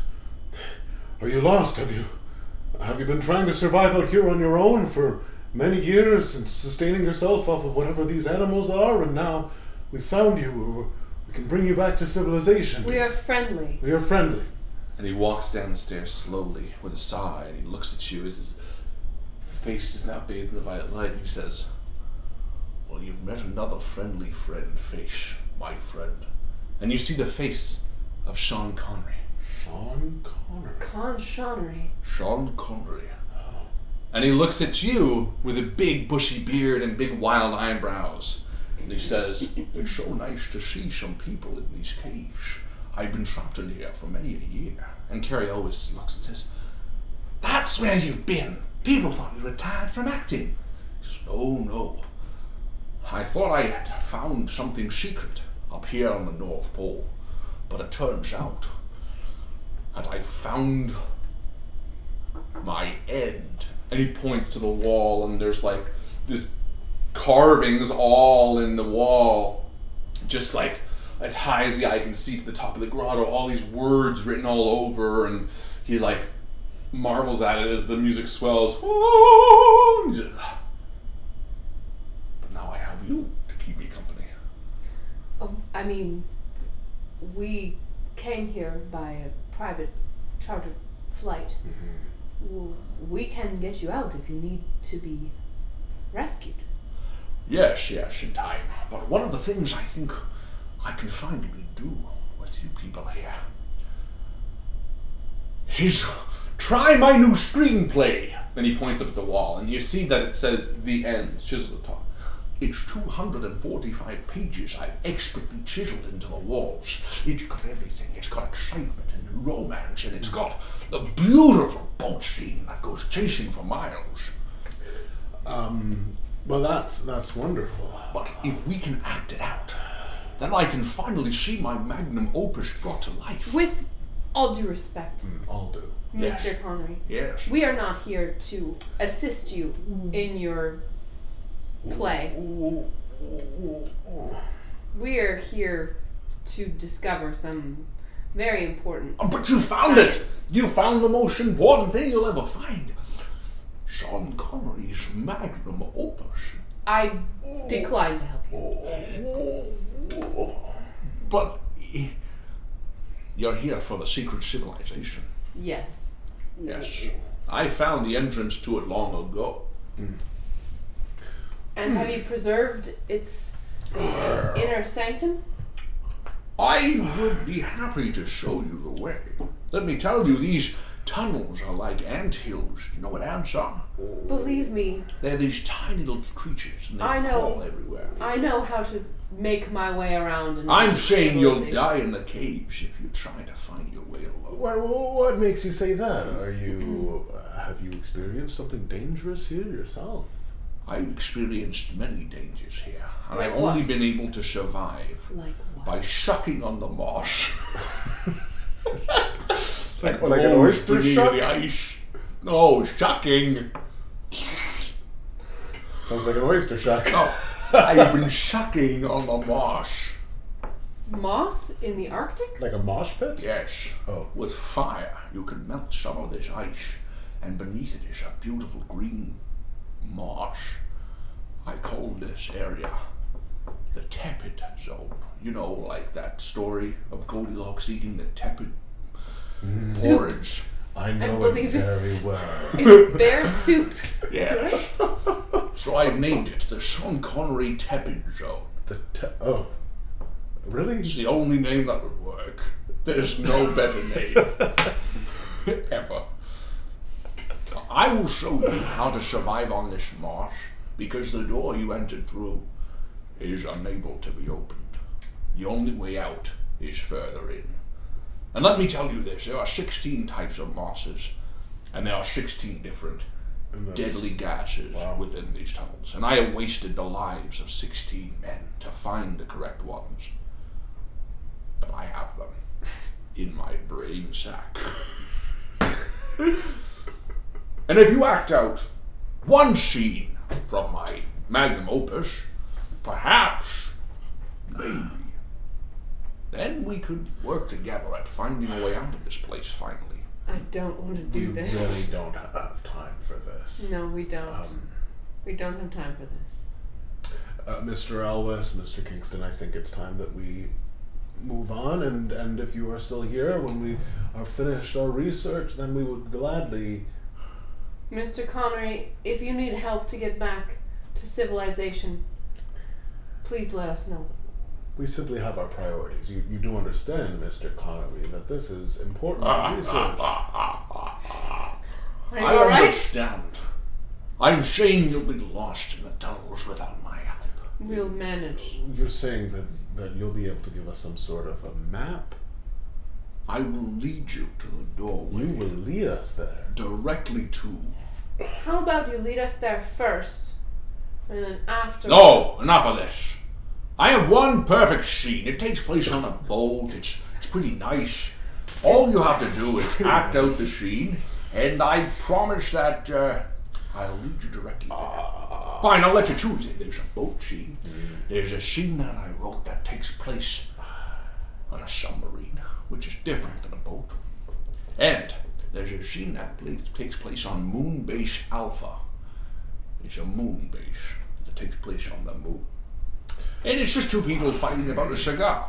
You can do that, can't you? I've never been a good actor. I've never been. Oh, there's nothing to it. Why don't you do it with Dr. Kingston? And Kingston's like, I couldn't. I really couldn't. Carrie Ellis is like, I could. And Sean Connery's like, not you. I'm not an actor. If it means that you will lead us to where we need Absolutely. to go, and in the name of science, then perhaps I will help you. Beautiful. And he rolls over an ice chair to the center and positions you on stage. And you have some like lines in front of you of a scene. What's the scene of? It is a boat. It just says boat scene at the top. Oh yeah, no, it's on the wall, right? It's scratched it. It's Boat scratched scene. And then the wall. There's a drawing of a boat. But like, crudely drawn, and a smiling sun. Sunny bikini ladies enjoy the sun on the bow of the Red Ear, the finest vessel on the open waters. it's the absolute finest. And the ladies, they're sun-tanning, if you know what I mean. Suntanning and dancing slowly Yes. and erotically. Yeah, very erotically. Okay. Yeah. Enter A Sean Connery lookalike. Sean Connery lookalike, and villain Hasney, Twirly mustache. twirly mustache. That's how you know he's the villain. Yeah. See, in good pictures, Has they he- put the mustache on the villain. Not like these hippy-dippy 70s pictures. And in this scene, we have to fight with paddles. Well, they're like paddles, yes. Right. But I don't like to use the name paddles. What about- because I think it's trademark. What about this part where we accidentally paddle one of the girls in the butt? Do we have to do Well, that? yeah, of course, you have to act it out. Now, I'd like to play the girls, if that's all right. Not the Sean Connery lookalike. No, that's you. Okay, so I'm the Sean Connery lookalike. And you need to paddle me on the bum. The scene that plays out over the next 2 hours is one filled with sexual imagery and horrific, grotesque, chunky dialogue, as if a Kevin Smith type wrote it. And at the end, everyone in the audience is worse for having seen it. Oh, Sean Connery sits up bathed in sweat. All right. I feel satisfied, more than I've been in 10 years. How do you feel, son? I feel like I wasted 12 years. That's all right. It's there. We're there. I'll show you each the exit to these tunnels and to the beautiful mysteries that you await. Follow me. And he walks out of the room as Carrie Ellis and Kingston sort of like shake their heads. I'm sorry you had to go through that, Halifax. Please don't tell the college. No, it remains our secret. We all have to do bad jobs. Every once in a while. I was in Saw. And you head down the glistening halls from the violet purple room towards the large stone door, which is the only other room in this entire facility. And it is locked. We have a key. Oh, wait, we already used it. But maybe it'll... I still have it, says Right. Kingston. Yes, and he hands it over to you. I think you've earned this. Yeah, okay, well, here goes. And what does the door look like? It's much smaller, wooden, and it has a knob in the center of it. Is Sean Connery staying, or? Yeah, Sean Connery's staying for now. Okay. And I turn the key. A breath of air comes seeping out, and it smells like chocolate a little bit. Interesting. And I open the door. And you open the room, and you see this sort of large, empty stone room. The ice is all melted or been chipped away, and these large vats fill this massive, empty room. Okay. And the vats look like they're filled with sort of like a dark liquid. There's no light in this room, really, but there are some torches and sconces on the walls, but they're unlit. This room looks untouched. Rather dark in here? Very dark. All right. Mr. Elvis, Yes. I suggest you go first. All right. And Elvis reaches down and picks up a torch and strikes a light on it, and the flames lick at the ceiling. It illuminates the pillars in this room. And you see this bizarre stonework, these large vats with ornate drawings on them that look to be in bizarre shapes, and the sticky brown liquid that fills in them. It looks like tar. And he begins taking a few steps into the room.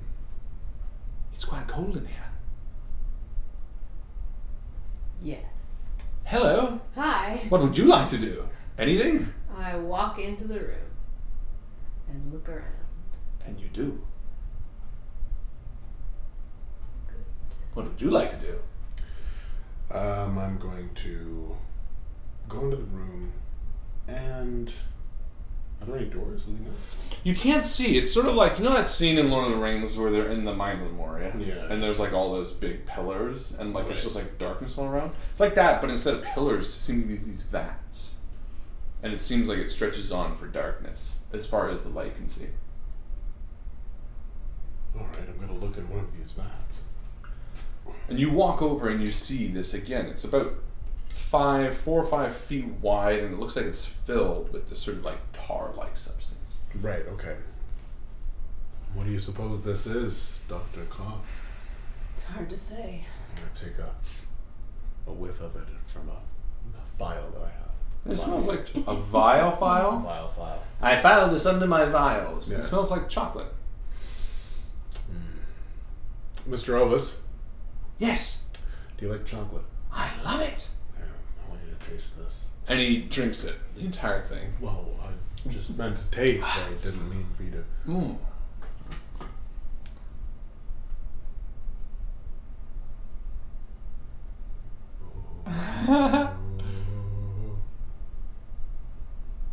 Oh. Oh.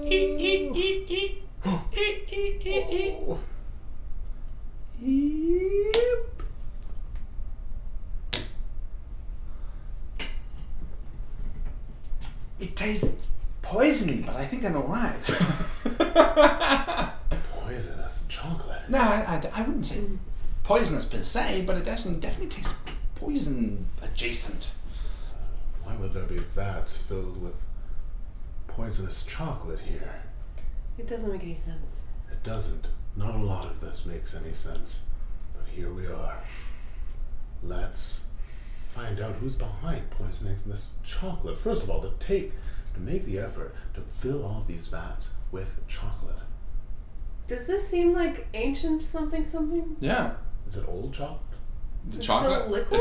It's still liquid, yeah. So this must have a freezing point below that of water. Well, this room also seems like it doesn't have ice in it. It's not warm. It's Are still we cold in going here. into a glacier? Yeah, now you're like, well, it looks like you went into the side of a glacier that had a stone door on it. Then you walked through ice tunnels, and then beyond that, you reached like a wooden door, and now you're in like a stone enclosure.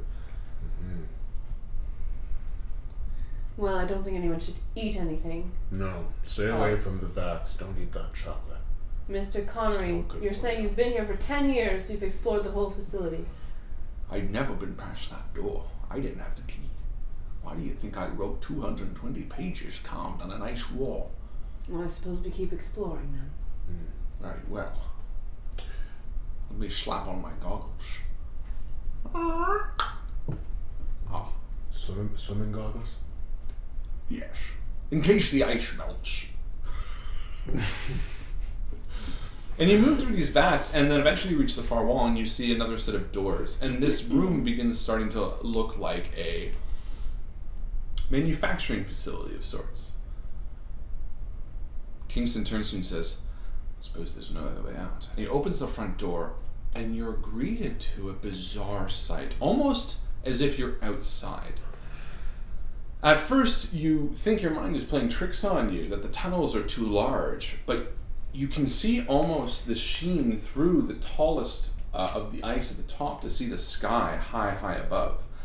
Above that, you see that there are buildings sort of blotted out within this area. It's opened up to this huge, sprawling city within this glacier.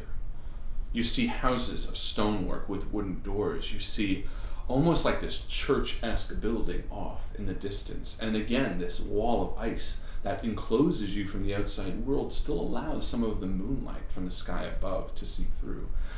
But this is all encased in ice. The ornate stonework that you've seen on everything so far is sort of encrusted around the doorways. And you see footprints all over the ground, small, childlike. And you smell the scent of death on the wind. And we're going to stop there for the mid-game post. Woo! That's right, ladies and gentlemen. It is time for this part where we stop the action and we jump to you, the community, to see what's up. You're the Santa now. Ho, ho, ho. You are the Santa now. How's everybody doing out there in La La Land? Is everybody having some fun? Yeah, looks good. Yeah. I hope everybody's enjoying Dread. This is the first time we've played it, but I'm trying to figure out exactly what is going on in the world of Dread. I will admit, I'm not terrified. I don't think we're going to be terrified. Yeah. Yeah. I think that the Jenga tower mechanic is more for scary game. Should we just change it to start going scary from here on out? I can easily switch the tone. I'm just not feeling scary. Yeah. If we want to change scary, we can go scary. Well, or we could get some dice out and be silly. We can. I feel like we're going two different directions with this. I was going silly, but you guys are going scary. Well, I thought that was what we were going in for. Oh, it feels so dour. We just did Bethlehem last week with scary, didn't we? Yeah. Well, we can go scary. I feel like the community was looking for silly. Yeah. What do you want? Scary? I don't know. Let's I go just scary. sort of wanted to do Dread. That's Okay. what, Then let us go for scary from here on out. But, It is easy to change. Scary is my wheelhouse. Scary is what I do all the time. Mm-hmm. I just didn't think it was going to be very fun for a Christmas game. But if you're going to have more fun, then let's do scary. Okay. Maybe. We're going scary from here on out. That's the point of the game. We're going to change it halfway through. We're going to do that. It's okay. There's no sense in continuing if Well, no one's everyone's fun. having a lot of fun. Well, it's more important to have fun as players than it is to have consistency. And here's a really good teaching point. At the end of the day, you're telling stories. If your players aren't enjoying the stories that you're telling, change the story. You can definitely do that. We can definitely do that. Then we should kill these lights. Start making it spooky. So, from here on out, we're going to make it a scary game. Ooh. So, Sean Connery and Carrie Elwes are out. They'll stay there, but the characters will change a little bit. Oh, I see. Okay. Hit this light, and then we're gonna. It's the other one, the smaller. It's on the far side, and then we're gonna go scary. All right. Don't burn yourself. Or do. Don't burn yourself. Okay. Well, those are LED bulbs too. They don't get hot. Do they not? Not really. I might be bad at using them, admittedly. So mid-game post. Should we offer some XP to somebody for a fun question? Trying to about Fun question.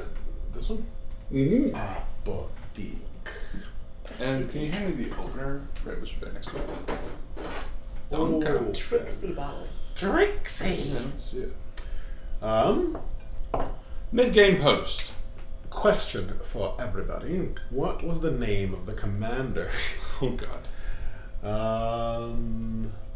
No, something that's like a bit... Oh, I was like, what? Oh. Commander Data. Data. Well, yeah. I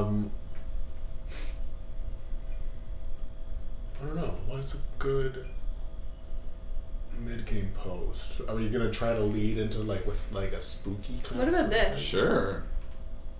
Oh yeah, what was the name of the original skeleton found by Thaddeus Kingston? Mm-hmm. That was a good call. Perfect. First person to answer gets a Christmas kiss. By me. And Justin, I guess. Well, yes. Okay, I didn't want to suggest for him. I was willing to offer. I would like some of that wine, I think. Sure. Maybe I'll just drink all this water and then. Hey, that's a win-win because then you get to drink water. Mm-hmm. Water's the best thing on earth, and it like takes up 70% of it. It's not better than pot. Whoa, that's so true. Yeah. Pot dude. Pot dude. Correct No, answers. another pot dude. Yo, there's like yo, I'm pot dude. There's like a bank heist going on, and I was gonna go take care of it, but Fuck that. yeah, no, I ended up just staying in and making hot pockets, and had a few too many tokes, if you know what I mean. Token. You too many toes. Tokes. Any correct answers? One toke over the line, baby. Yeah. Oh yeah, Bjorn had it right. I Pot was dude. gonna say. Apparently, now that is it just Ontario that's legalized weed, or is it all The Canada? whole All Canada. country. Yeah. There has not been an increase of impaired driving. Whoa. Where? Related to marijuana consumption. There hasn't been? No. That's good. Yeah. People were worried about that, like, oh, is it gonna normalize like smoking and? But also, they don't really have a method to gauge. They don't have like a device You yet can that's in. smell it. You just pull them over and you're like, phew, It's true. you high. Yeah, We that's a all pretty know tough thing to like Yeah. hide once you're doing it. So, anyone get that right? Yeah, I think You Bjorn got it watching? right. What are you just watching some TV? No, just an Just ad bored. came up. Just an ad came up. I'm There you sure you're bored and you're go. watching. I'm not Yeah. bored. I'm not bored. That's okay.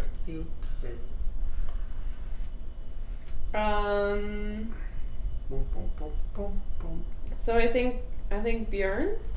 Bjorn. Yeah. Skeleton was Chauncey. Chauncey. I spelled it Chauncea. But Bjorn pronounced it or spell it Chancy. Yes, I in my mind spelt it that way too. So Bjorn is correct, and congratulations on the XP, Bjorn. Well done. Well played. Well played. All right. Oh. And so we return to the soldiers of Saint Bernard now, with a dreadful twist. Dun, dun, dun. The way the game's meant to be played. So you exit the vat room that looked to support ancient chocolate for some reason into this small, tight city street designed for creatures smaller than you. Your mind wonders at what sort of architecture this is. It doesn't resemble any types that you've seen before. It doesn't seem to be significant, and upon closer analysis you realize that it is ancient, older than old. The architecture. The is? architecture is. Well, I was having my doubts when I saw these vats full of poison chocolate. She turns around and gives Carrie kind of a look. Who just abashedly sort of looks away. But this is something special. This means not only were there creatures alive that were intelligent far prior to the previous thoughts, but civilizations, whole cultures. Halifax, what do you make of this stonework? I don't recognize this stone. Well, the stone itself seems to be ancient. You look at the composure, and it doesn't actually resemble any stonework that you've seen on Earth. It's quite unique, and quite possibly could be meteoric of nature, something that was brought from a comet or a meteor that impacted with Earth perhaps millions of years ago. That's such a wild accusation. You can't seriously believe that. It's not familiar with anything that we have on Earth. The only other possibility is we haven't explored much of the deepest, darkest depths of the ocean, and it is possible that there are different forms of rocks and what you're geology saying, down there. Dr. Halifax, is that you've never seen a rock like this before? I have seen every rock known to man, and not like this. How old is this exactly? It's hard to say. Does it predate the Neanderthal? Does it match with Chauncey? I think it's earlier. This is more than I ever anticipated. I thought perhaps at most we would find some ruins, maybe another skeleton, but not this.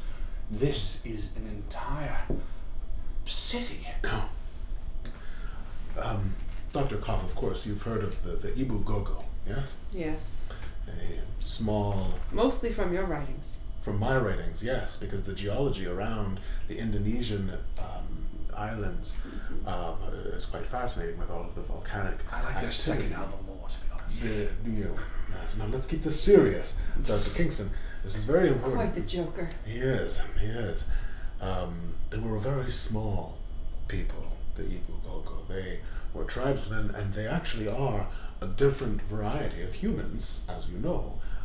From humans, they are their own species, but they still were able to use tools like we were, but they were much shorter. So I wonder if this place was built for peoples like them. But Dr. Kingston's fossils, the Human size. Angel Chauncey, she was our stature.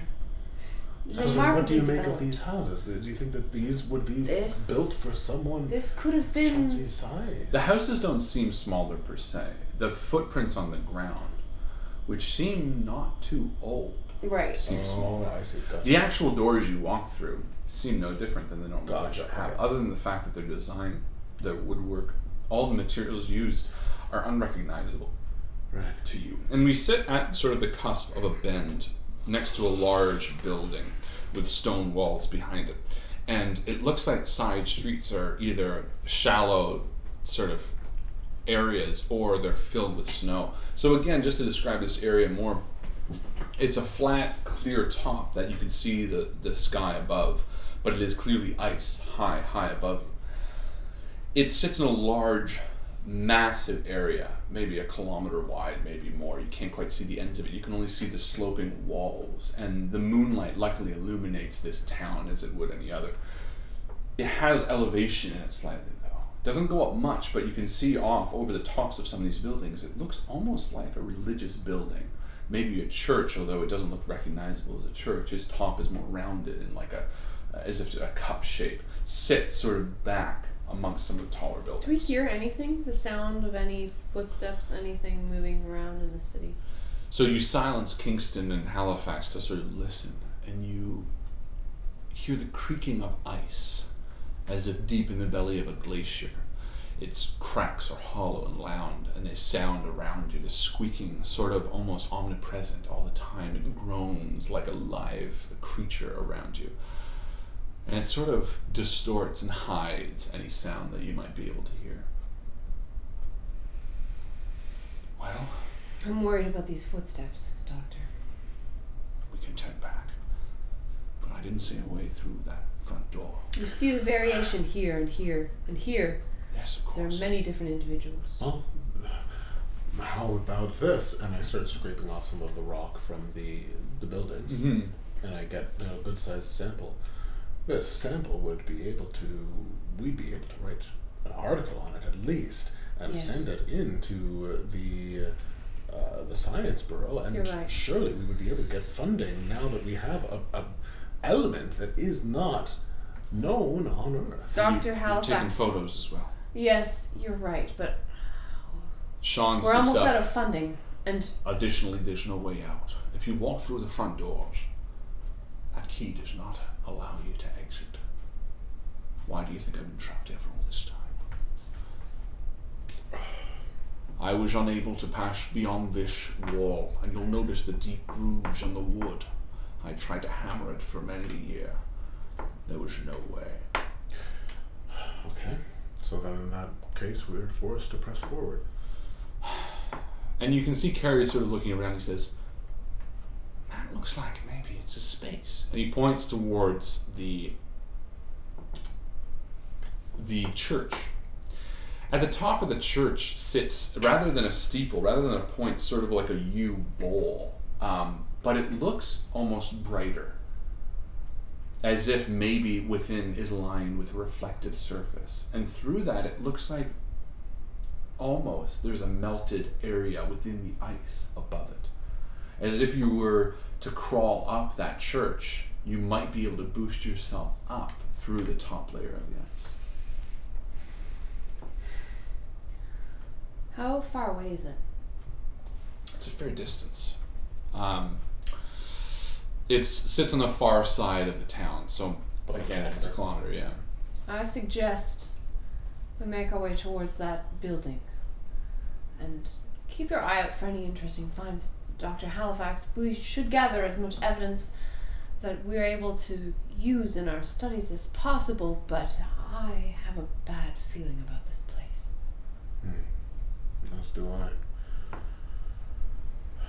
Okay, to the church then. Very well. We need to be careful. We don't have any. I mean, the idea that anything would survive down here for so long is absolutely absurd, but we need to be on our guard. And as you exit into the street and begin moving, you have two choices, left or right. There's like a fork in the road? It's sort of, you exit out into a rounded street bend. All of the sort of sideways are filled with snow. Up to you, Dr. Koff. Let's go right. Right? Okay. You begin heading right, and as you do, you pass a number of buildings. Some of them sort of have flat tops, some of them are in disrepair. You see one, its windows broken out, its door completely empty, and as you pass, you hear a scuttling within inside. Shh. Do you hear that? Yes, I did.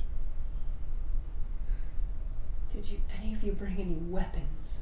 No, of course not. This is an archaeological dig. Why on earth would we bring a weapon? I have a ice pick. That's about it. Sean? No, I used an axe, and that was eaten long ago. You ate it. I had to. I was starving. All right. Yeah. Well, if you have an ice pick, get it ready. If you have something that you can use as a weapon, it might be a good time to take it out. She pulls out a blunt shovel.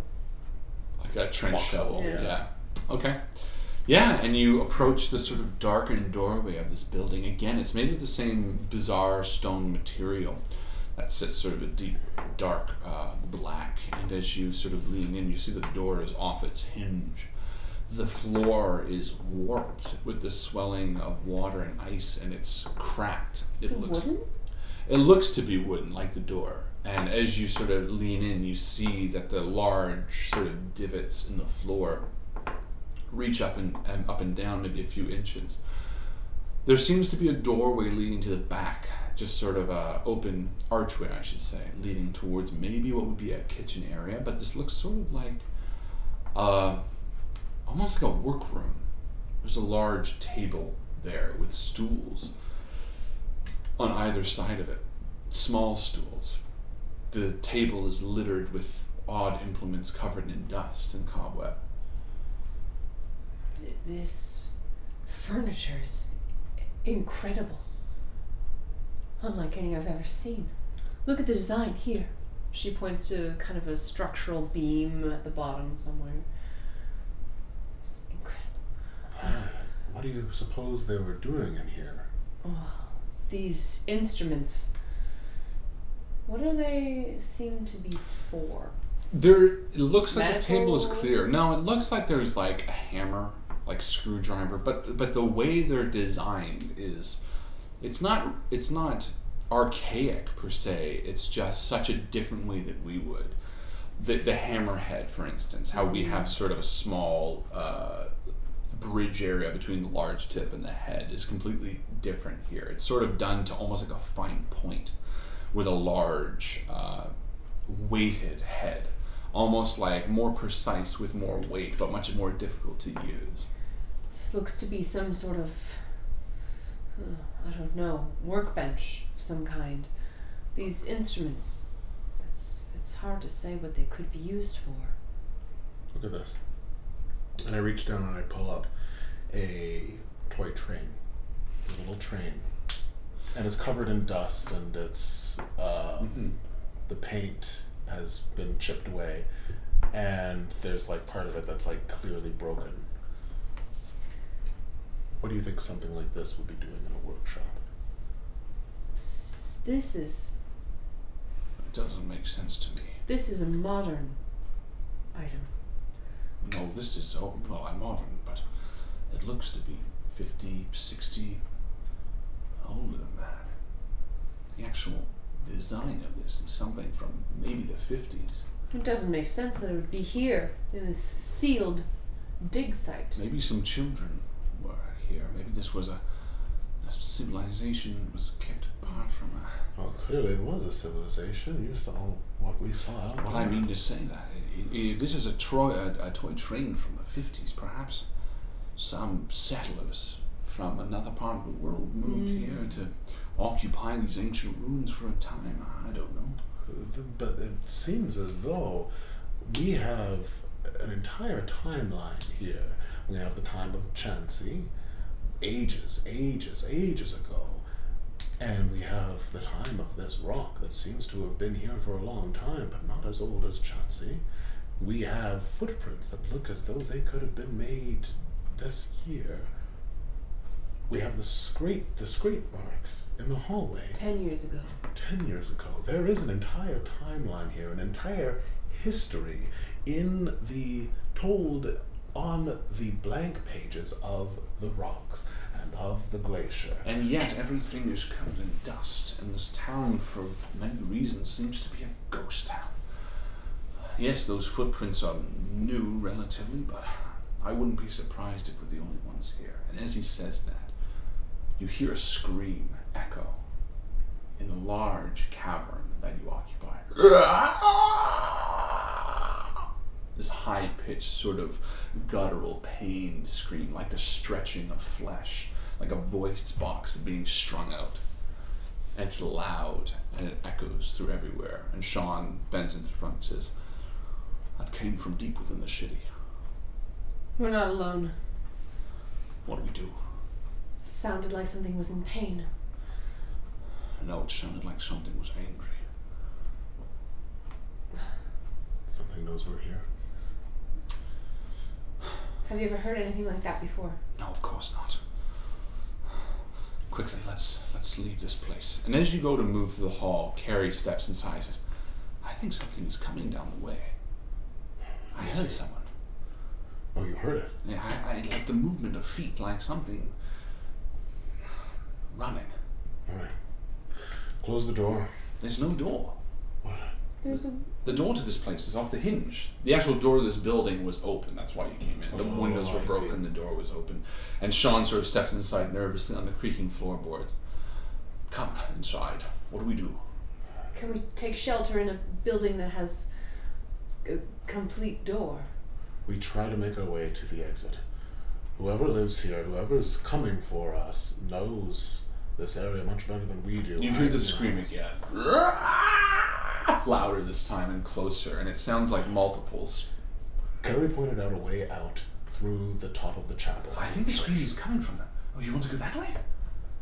I don't know if you have time. He leans out. Judging by the sound, it sounds like it's growing closer and quickly. Let's find somewhere safe to hole up for now. Where? I frantically look around. And as your feet creak on the hollow floorboards, you look down, you see flecks of dust beneath the floorboards. It looks like maybe there's a hollow bottom to this room. Quickly, help me with this. And I take my pick and I reach down and I try to pry up. And you can, and you pry up. What are you doing? I'm keeping watch by the door. Perfect. Give me a Jenga for the pry bar. And you are watching the door, and as you do, you see the shadows of movement from the direction you came from, sort of flickering. You see almost this torchlight glowing as you are nervously in the doorway, as Carrie sort of tugs at you, says, "Come quickly." And you turn around as he and Gregory have pulled the boards off of a small area, which drops down maybe about 3 feet beneath the floor. And each of you climb down, with Sean sort of holding up the rear. Just go, go. And as you do, you each climb onto the floorboards. And just as Sean is about to come down, he turns around. And you can see through the slats of wood above in the dimly lit room, the flickering of his torch as he looks towards the door, and he turns back. Stay quiet. And he bends down and he puts the board on top of the two of you.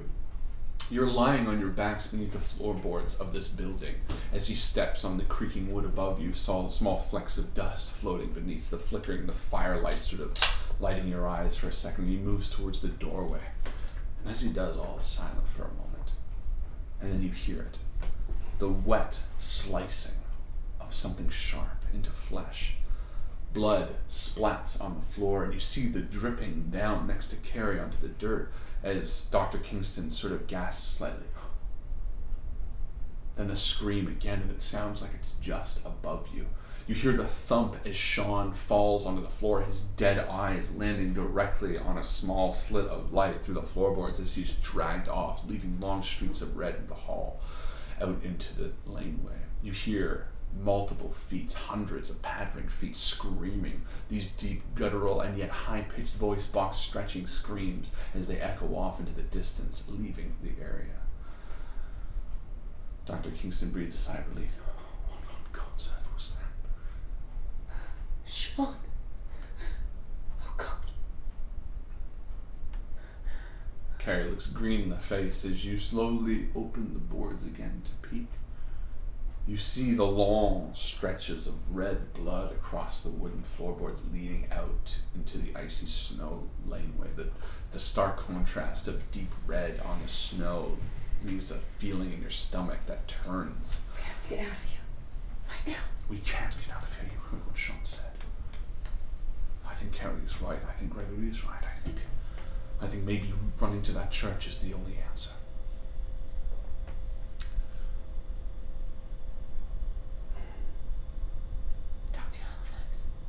Are you okay? If we go out there, there is a risk that they will see us, and that they will come for us. It sounded like there were, how many? Dozens of them? Too many. At least. But if they are the ones who possess these small footprints, maybe they don't move quickly. Maybe we can outrun them. Carrie speaks up. That first scream to them coming here was no time at all. They arrived at our doorstep in moments. And they killed Sean in one slice. He barely had time to scream. We weren't being that loud. The rock formation. They're gonna kill us. The formation of these rocks, the acoustics of it, are quite special, and there is so much reverberation that once we're out there, we can be as quiet as we want, but any little sound that we make will reverberate very, very easily to the other side. This is basically pure crystal, an excellent acoustical property, like the inside of a shower. You might have a point there, but I don't think it's as I don't think it's just limited to the houses. The way these streets were designed, and he pulls out a slip of paper from his pocket, a notebook he had. When we came down here, it came sort of like a tunnel like this. Did you notice that the laneway was getting tighter as we moved? I believe these streets are designed almost like the spiral we saw on the original door to enter this place. I think as we move towards the center, towards the church, they're going to get tighter. That also means we need to cover our steps. How can we muffle our movements? If it's a spiral, then I think I might know a way. And we won't be able to muffle our steps per se, but the way a spiral is designed, it can very much be confusing. If we find the right spot, we can create an acoustical resonance in a different part of the building than where we are. That's brilliant. So we'll need to find another building then. Another building. But there should be a spot on one of these walls where we can create a sound that will sound like it's coming from somewhere else. There's no opportunity for error here, Dr. Halifax. There's no testing. We have to get it right the first time, or they'll be drawn directly to our location. And I don't want to risk it.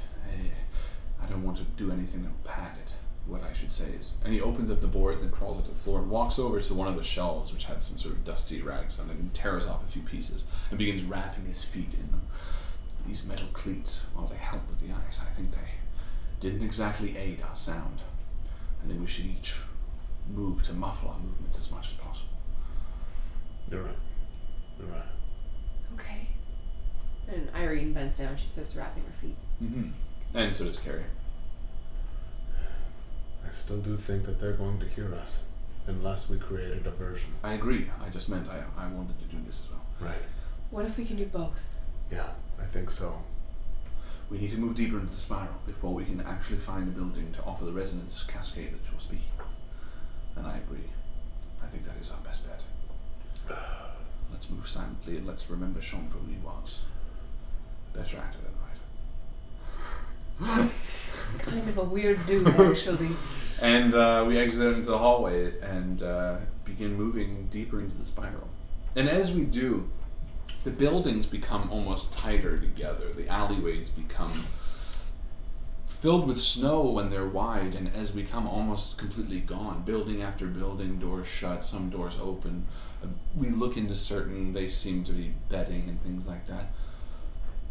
And eventually we reach about the halfway point towards the center. And no sign of any of the occupants.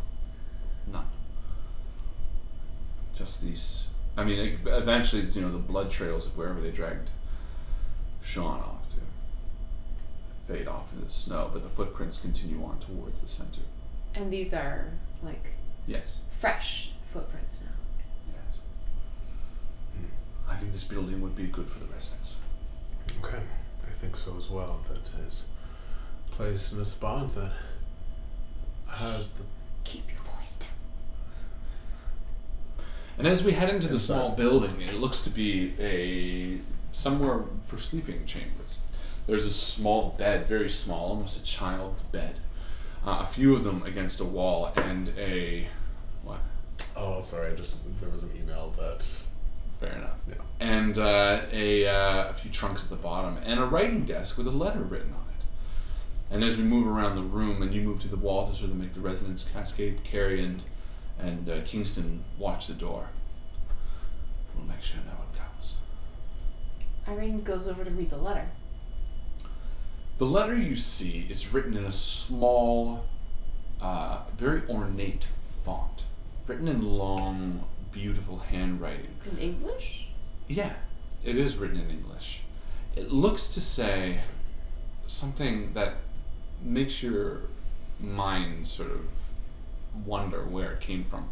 It speaks from the account of a person whose name is Horace. And he writes about being abandoned.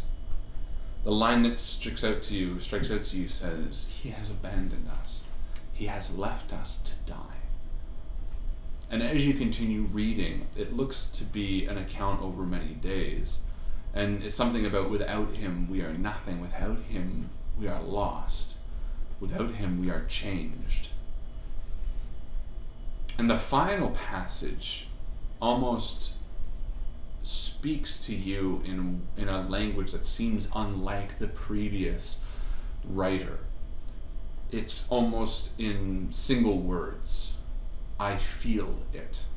I feel myself. I hunger. I'm lost. I search. I search for him. And it ends. There are no dates, but the three distinct passages obviously mark a passing in time. Even the writing in the final passage is so much different.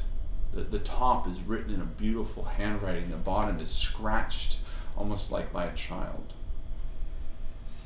This is ghoulish. There's people trapped here, maybe. She puts the letter in her pocket. I'm looking out the window and trying to suss out the perfect point. So, and I realize that the only point that I can make the perfect resonance and create that, sort of, there's actually art galleries in Europe that do this weird sound trick where you can have a whispered conversation. Yeah. So the best spot for that is outside. In the street, so I'm gonna have to go out there and go to the spot and then make the sound to make sure that it works. Yes, exactly, and it also won't draw attention to the building if it fails. Okay, so are you telling them this? I say I've found the optimal spot to make the noise, but I do have to go out there. As long as you're sure. I'm sure. And you head outside, and you stand on the far side of the building next to this 2-story building that's tight against the alley. Again, the alleyways now, the actual laneways are pretty tight, almost maybe 3 people across. And as you stand next to it, in front of a large wall ready for it, you make your move.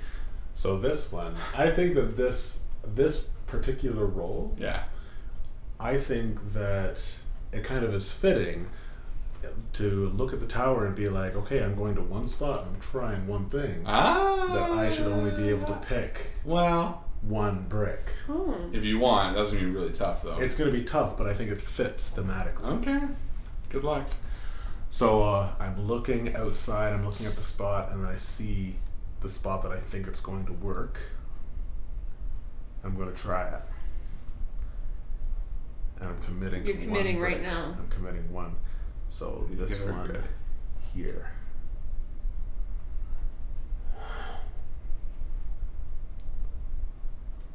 Oh shit. Anything above this is just garbage at this point. Yeah. You're You can touching still all use. of well, I think you could only touch one He's brick. the one that picked one brick. No, I mean he's touching the other bricks, I but that's know. okay. Oh, I was sorry. Oh.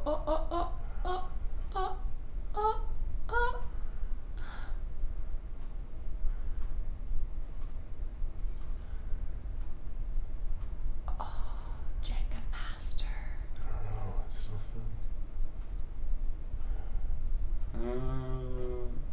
No. Oh Whoa. my god. Well, wait for it, cause that's a pretty shaky fucking base. Holy shit. Okay, no one touches the table. And you do it. You make your sound against the wall of the building. And it reverberates. There has to be a constant sound. Yes. It has to be a constant. I can't just make one. It has to be constant so they can pick out where it is. So I'm making this sound, and then I start to hear the pitter patter of feet. And I don't turn around. I'm continuously facing the wall, and I'm kind of dark in this alley. And I don't know if the camera. Yes, I can hear them going by. And in the darkness, I can hear, as they go by, I hear a single set of footsteps stop. And get Coming towards closer us. and closer and closer towards me. And I'm facing the wall, so I can't see it. I can just hear it. And then I'm continuously making the noise, and then I hear it run off. It does. And as you turn, you realize that you've sent this passing army of creatures that clearly dragged Sean towards the center where you were heading in the opposite direction. And you wait for the others, and Kingston comes out and says, "Well done. I don't have much time. We need to go. We need to go." Okay. Quietly. And the four of us begin racing towards the center, towards the church. The center opens to a large courtyard.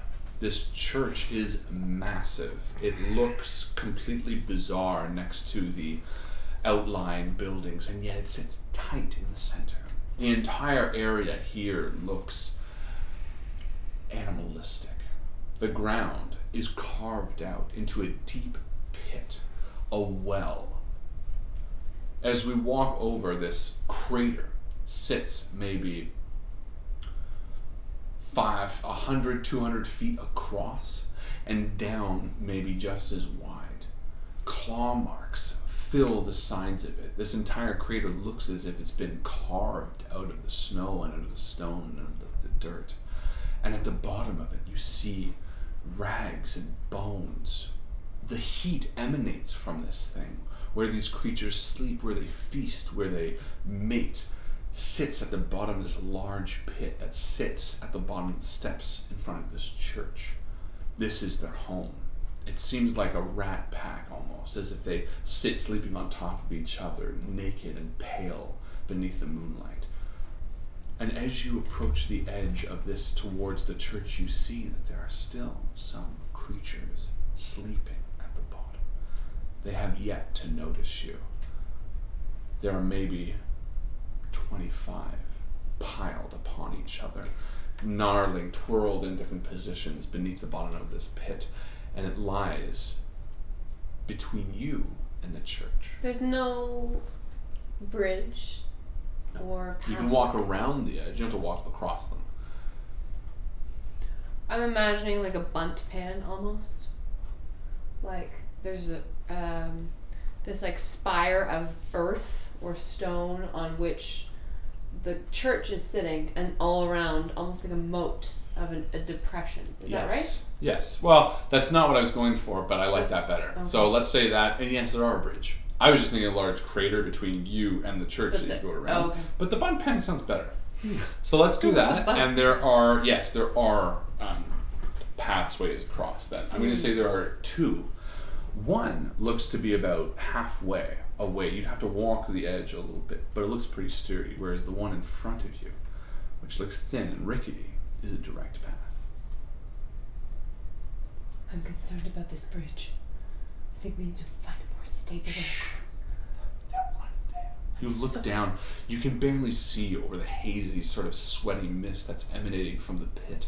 You can only see the movement, the bald heads, the pale flesh, the greenish skin from beneath. What are these creatures? I'm just talking loud enough. Slap!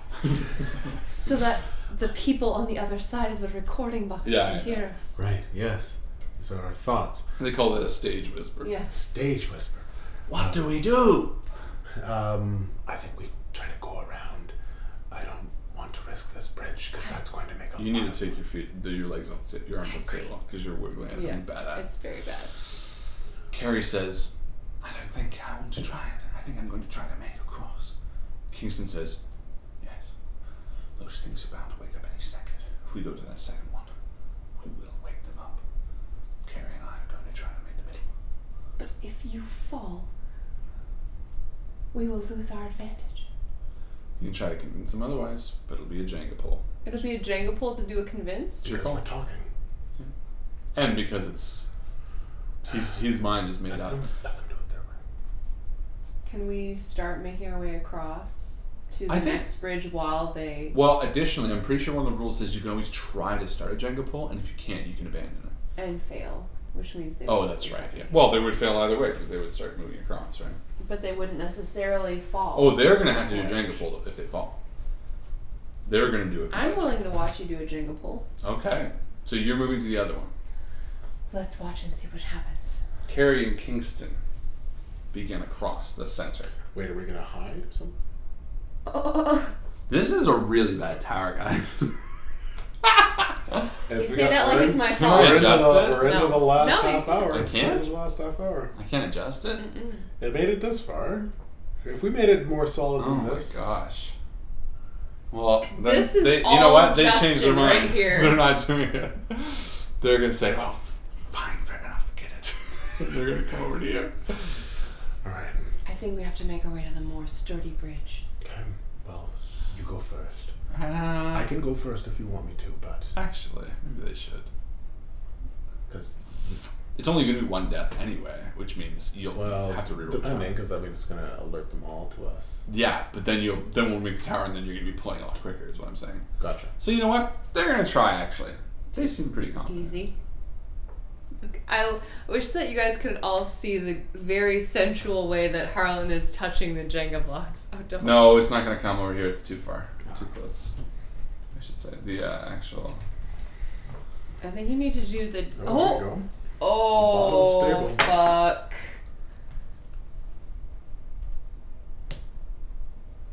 Nicely done. So that was. That's the two of them. That's both of them. Yeah. Okay. So, Carrie and Kingston get down on their hands and knees, and this is almost like a ladder. This one, and rung over rung, they crawl across this pit of sleeping creatures. Halfway through, you see as you're moving across, one sort of stir and sort of open its eyes for a second, and then close them again and turn to its other creature. The way This that sort of- Mary does when the ant sets him down in a bed of moss. Well, think way more creepy and fucking monstrous, but yes. And eventually they make it across to the bottom of the steps towards the church.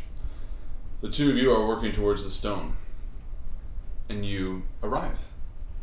Now, quietly. We must cross the bridge. And you go to cross the bridge. Yeah. And Irene moves across the bridge. Irene first. who goes first? Okay. Okay. I'm going to say because you took the bridge, Mm. you are going to do it together. So only one person needs to succeed.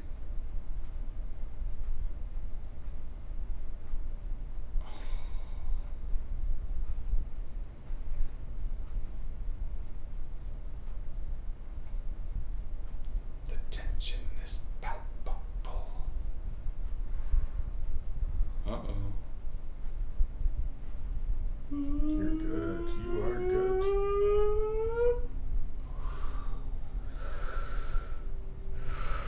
I almost dropped. So Wiggly Tower. See, isn't this exciting?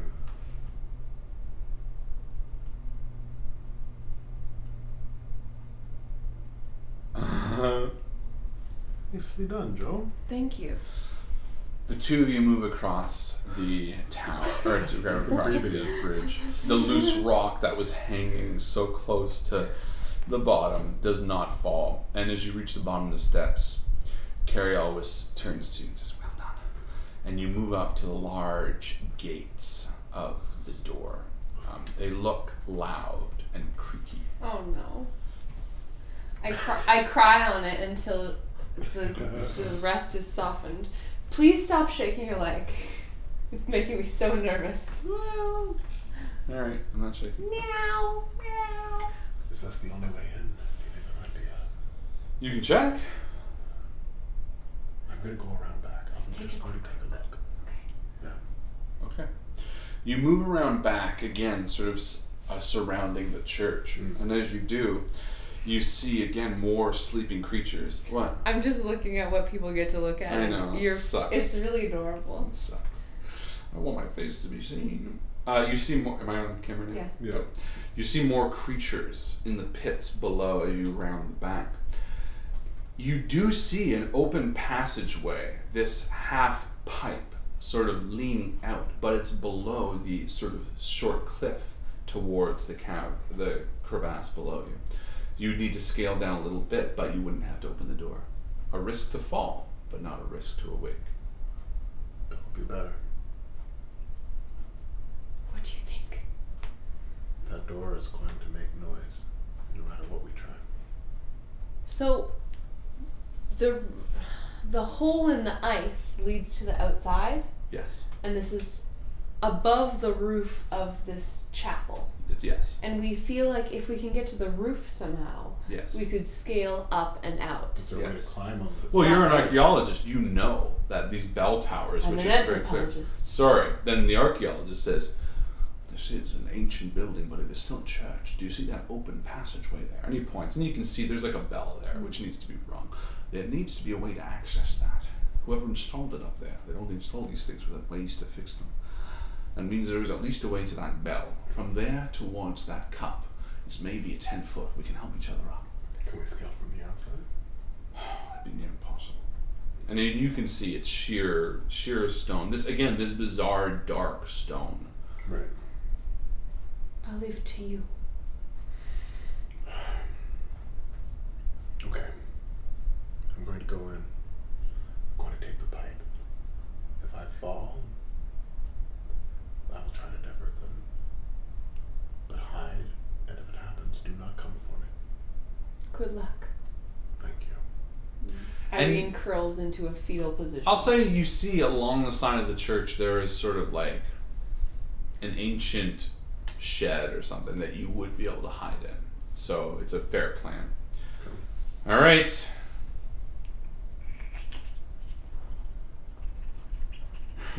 What'll the it easy be? ones.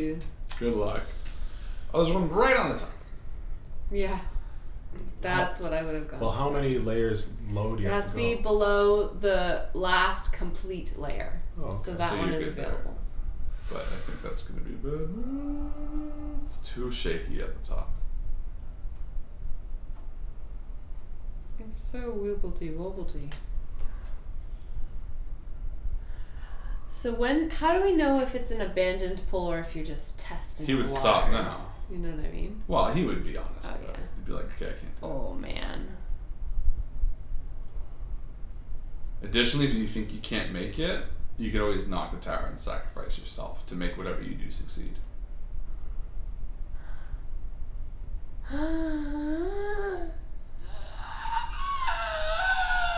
Sorry. Yeah, that helps him. Oh boy. Oh, man. Do not play Jenga with Justin.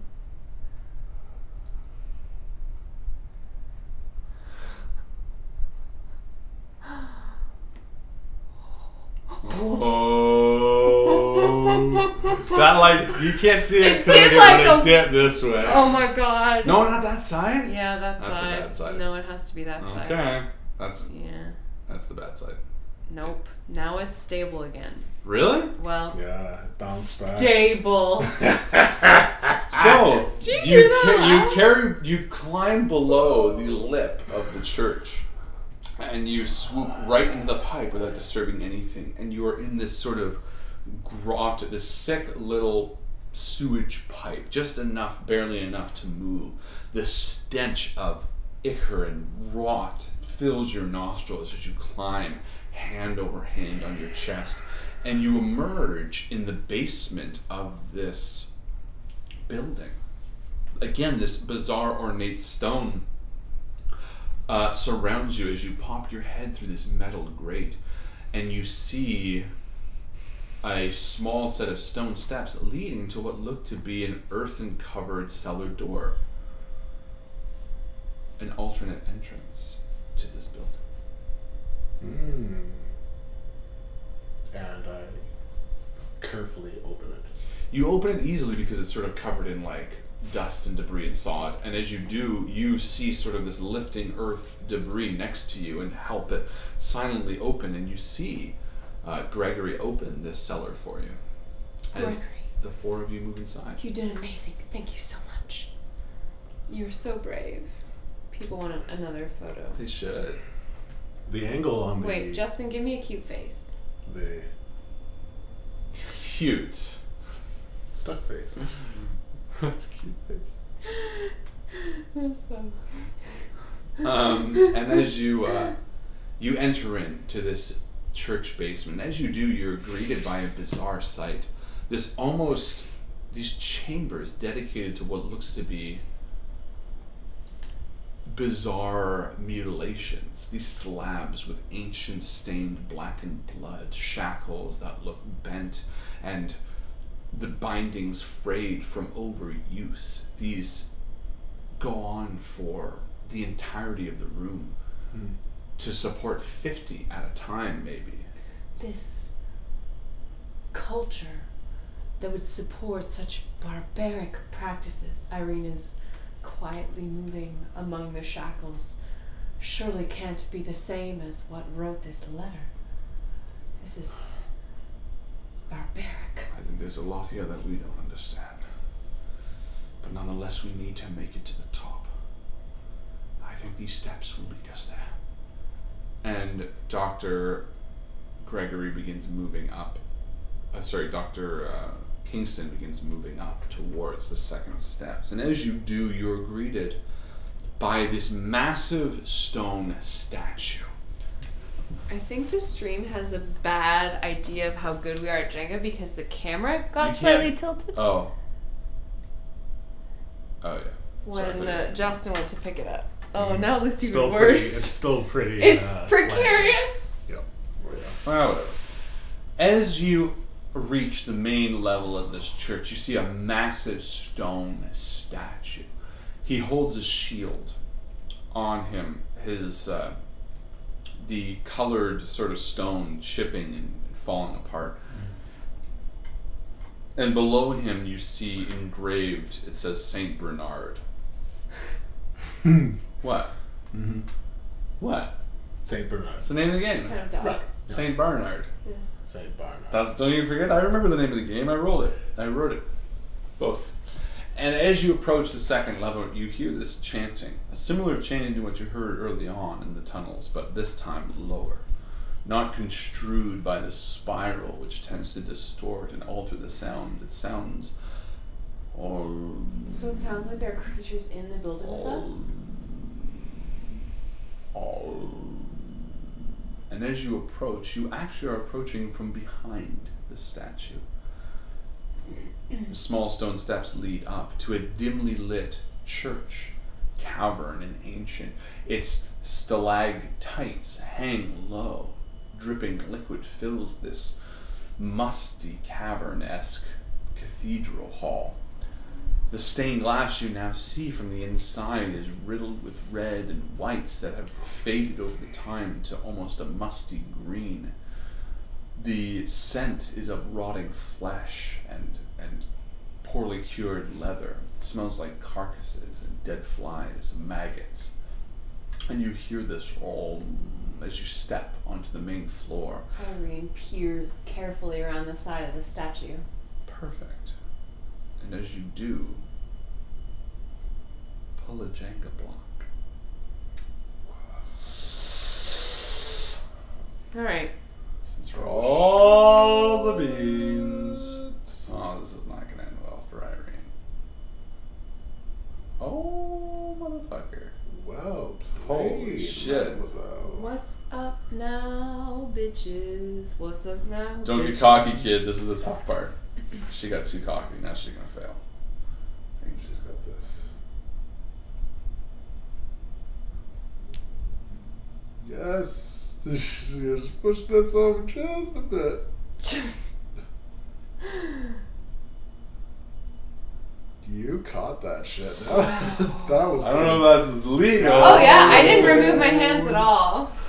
You can. That was going Careful. down. Wow. Okay. Wow. And just in time to duck it back as you see 4 human-sized creatures standing around a single creature, which looks to be his chest cavity is cracked open. He lies on a marble slab. You see mushrooms sprouting from his stomach. As you lean back in, the 3 creatures surrounding it with daggers drawn, humming loudly, but they didn't see you. Did I notice any means of egress? From your direction, no. But from behind the statue on the far wall, you do see a ladder leading up to the second story. We'd have to cross out into open air. Correct. To get to it. I read motions of the ladder, and then motions around the statue, and she goes, daggers. And for those of you who can't see what we're doing, but would like a little bit of, I just gestured number 4, daggers. You got it.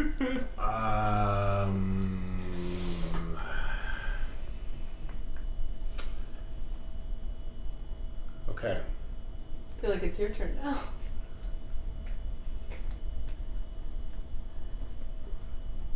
One at a time.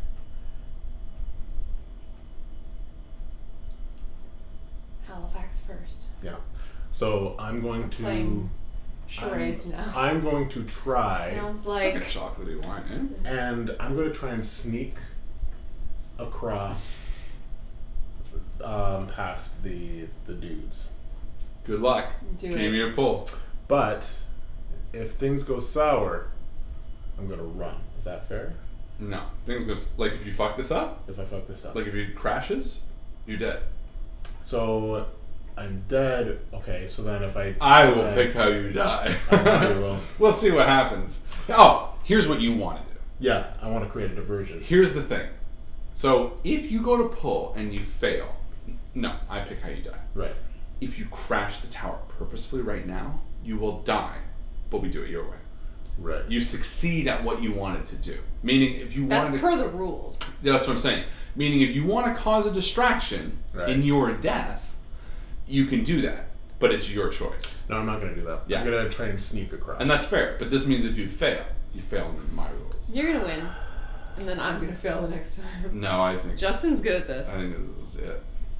Now look at that block. Oh yeah, that's a good point. Perfect pull. God. Ah! You go to sneak across. Perfect. You make pull. that exact moment. And as you turn, you run out towards the creatures. You move slowly. At first they don't see you. You move across the floor. And as you do, you slide your hands across a pillar as you reach towards the ladder, but your hand touches just the tiniest hanging pot.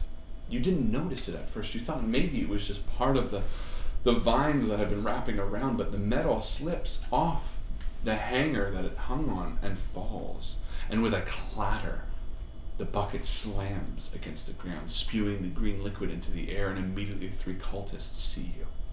In an instant, they run upon you. You try to run for the ladder. You get 3 rungs up, and they pull you down and drag you across the floor as you kick and scream. And as they do, they slide the corpse on the pedestal aside and slam you down.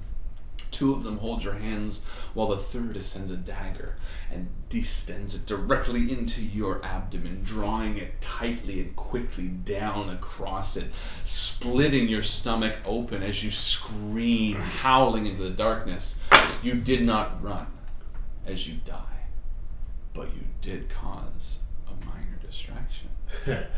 Well, now they're going to make a new tower. It's And gonna now be you can easier. do it. No! Now you pull 9 blocks. 9 before blocks? she pulls her first. I pull them? Yes. Oh. So you can be mean if you want. Right, true. I mean, I am we only going- have well, I'm not 10 gonna be minutes mean. left until 11 Well, o'clock, whatever. but, I'm not going to be mean. I'm just going to make it interesting. Bye, Gregory. What a great way to die, too. It's very satisfying that I died. If it was a horror movie, Yeah. Gregory would have died. 'Cause Did he you was wanna- like, he had some kind of useful ideas. Very satisfying. I'm happy. I'm happy you died, Justin. Me too. Thank you. Thanks for making it happen. Good death. Jen. Thanks for making it happen, physics. Thanks. Thanks, Jenga. Jenga. Oh my god, why? $22 worth it. $22 for blocks of wood. That's what I Harlan was said. walking to the parking lot and he was like, can't believe we spent $22 on 50 pieces of wood. You make me sound like a curmudgeon. 50? That's not a division Hey, of 3. I was not a curmudgeon. No, you're And not. I'm- 52? 54. 54? 52? I don't know what's divisible by 3. Yeah, me neither. So sue me. Fuck that shit. I'm 51. a scientist, not a mathematician. I'm a geologist. Remember when... I am an anthropologist. Right. Remember Okay. when high school teachers used to be like, You won't be able to carry a calculator around with you everywhere in your you go. pocket. You won't be able to carry a Elementary school calculator around in teachers your will. pocket. It's like, psych. Yeah. Okay. Yeah, I saw a meme about that. Little With do like you know. the guy with like the wide eyes and like that one. It's like teachers explaining to their kids that they won't be able to carry a calculator. Yes, Bjorn, you can transfer your 1 XP to Carly. Justin will make it so. Bjorn? Yeah. He won the mid-game and he wants to transfer to Carly. That's All right, nice. you pull 9 while Joe makes her first. Jenga. How do you react first and foremost? I'm gonna pull some too, actually. So Irene stifles a scream, and then as the creatures pull Gregory onto the well, you have to put them on top as well. Oh. That's the whole thing. I didn't play this fucking game. We were just disparaging. I didn't I'm realize gonna make that. it small. Did you realize that? I didn't. I really didn't. All right, so you did how many so far? 3. I don't This know. is So 1, 2, you can count 3, this way. 1, 2, 3, 4, 5. It's more than that. No, I think we've already done a layer. Yeah. 1, 2, 3, 4, 5, 6, 7, 8. Only one. So one more. Let you do it. You can do it in a typical position. So, what does she do? Then she quickly runs across to the ladder, wiping tears from her eye on a cold Give me a pull. sleeve. Pull!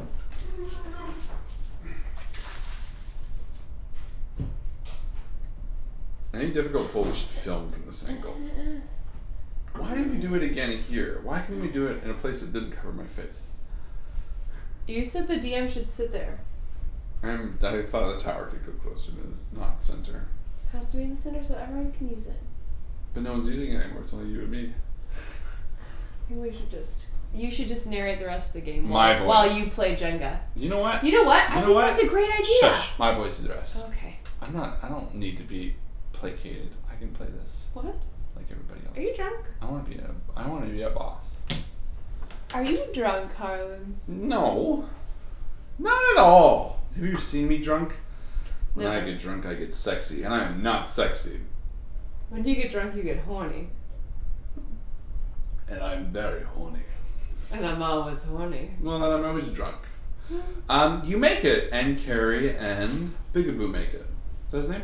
Mm-hmm. Kingston. Mm-hmm. Bigaboo. Bigaboo Kingston. Same difference. You run to the bottom rungs of the ladder and begin scaling, quickly ascending with haste. And you make it up to the top easily, as the bottom two do, as you see your friend Gregory just being sliced to pieces. His screams fill the cavern with hollow shrieks. You can see the tears streaming from his eyes as the life fails him, his eyes growing dim and lifeless as he watches you make the escape that he could not. I'm sorry, Gregory. Your friend for 2 years now dies at the hands of these hideous creatures. And as you reach the top, you are greeted with almost a ceremonial-esque area. Another one. Oh, I guess we're at 10 minutes, right? Yeah. You reach the 5. roof. Sorry, you reach the roof of the building. You begin running across the roof of the building. And as you do, Carrie Elwes goes to pass you. This is what I was saying. I think you should narrate the rest of it, and with everything that happens, you pull a brick. to No, the because center. you're a player more than me. Well, you're a player. You are a player. Wait, so then if he pulls it, you die? No. Just because we Perfect. have like 4 minutes left. Carrie Elwes runs across the floor and runs to the bell tower. What do you do? I also do. Perfect. Run And you across. do that successfully, and you reach the bottom of the bell tower. I don't have to pull. Just carry. He was being very frustrating Very by trying Oh, to we match never you. did our thing. Mm-hmm. What thing? We'll say Discussion. that then. Oh, the other game. You reach the bell. The only thing that stands between you and the small ladder that reaches towards the large U cup towards the exit seems to be this bell. It hangs very loosely on a string. It sort of swings softly side to side. And to move around it would be very difficult and require a great amount of dexterity. I want to climb the bell. Give me a push. Bell climber. I feel like I need to climb the bell in order to get to the roof of this. Bad climber. I'm going to. What's leading the same way in the... It's the table. Ding ding. And you climb the bell to the top, and you begin climbing the rope, and you eventually reach the small top of the building. And as you do, you see the exit, the stars above you, but below you, I'm not going to pull forward because Carrie starts making sounds on the bell. Bang, bang, bang, and you see below you the sea of creatures awaking from their habitat. They come pouring through the spiral streets. They come pouring up the sides of the deep, meteor-esque chasm carved into the ground, and as they begin climbing up. So now I can't sit that way either. Thanks, Justin. Just fucking block my face as much as you can. As they do, they continue. And as they do, they continue climbing up the sides of the church, higher and higher towards the top as you are just inches away. Reaching my hand. Carrie, who makes the sound, climbs up, but Kingston, who is consumed by the creatures, gets pulled down. They gnaw at his feet and he screams, "Ah! Ah!" And he gets pulled down. His face and guts get torn out. And as you do, you see the creatures. Their pointed ears, their pale face, their green flesh. These creatures are naked, wearing loincloths. They look gaunt, their teeth sharp, and their eyes ravenous for flesh. And as they continue climbing, you and Carrie make it to the top. "I'll help you up," he says, and he boosts you, and you make the final reach for the top of the ice.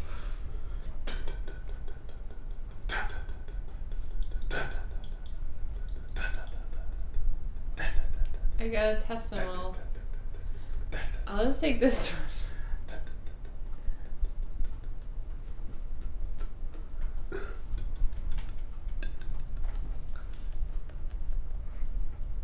There, that one. That's a good one.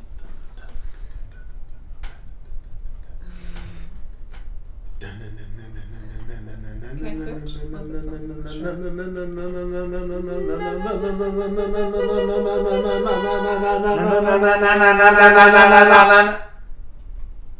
And you reach the Bingo, top bingo, ha-cha-cha. as you reach across the chasm.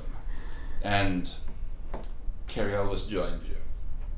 And the two Reaches of her arm you, down into the chasm and lifts him up and out. and as you do, he lights a Molotov and tosses it down. Why didn't you do that earlier? I wanted it to have a spectacular ending.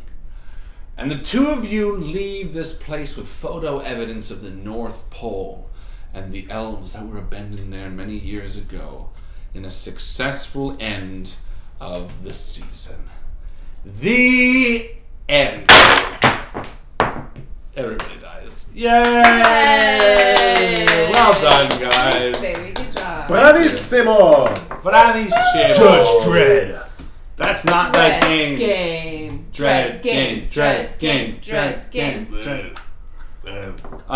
Ladies and gentlemen of the stream, thank you so much for hanging out with our holiday special. We have a few things we'd love to chat about. First and foremost, Justin's hat. a little bit of an announcement we have for the new year. Starting the new year, if everything goes as planned, we are going to have a new member of the stream. What?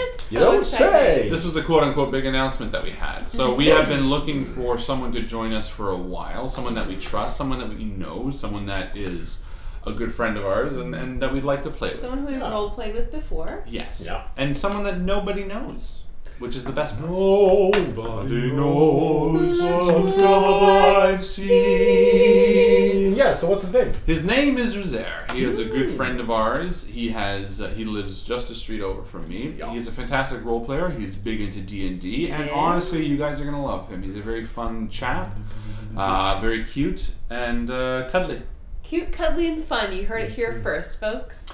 Obviously, this year has brought about a lot of changes, not just in our personal lives, but of the stream. We thank you so much for hanging out with us and letting us try some new things. I think this year we got to try a lot of one-shots, Yes, we did. which I was really excited about. I think we made some really amazing stories. We made Yeah, what was Coda, we made Wither, We made Bethlehem. We made Basilisk. We made, which I know it wasn't a one-shot, but it had a one-shot flavor, yeah. We had Fever Dream, Glass Onion. We had a plethora of one-shots that allowed us to stretch our storytelling muscle. And we hope you enjoyed them. Yeah, I we really did. had a lot of fun. I did too.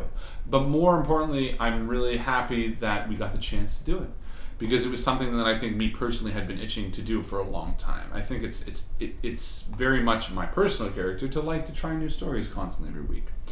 However, this coming year, our new mission goal for 2019 is to be working on more campaigns. So starting this new year, we're going to be working back on more of a long-term format, and Uzair is making that possible. As well as any future people we bring onto the stream, will be in the hope of making that possible. So you can look forward to more chapters of The Undefeated. You can look forward to more Call of Cthulhu. So exciting. And I'm hoping we can look forward to more Dragon Age. Dragon Age? Sure, yeah. I think that'd be a lot of fun. Are there any That's my campaigns you've been itching to run? No, not particularly. I mean, well, definitely. I want to get back into the D&D. We think that Justin may be doing some DMing of chapters, so that's exciting. We're sort of tossing the ideas back and forth. Yeah, But That's yeah, exactly. curious. But it is definitely going into 2019.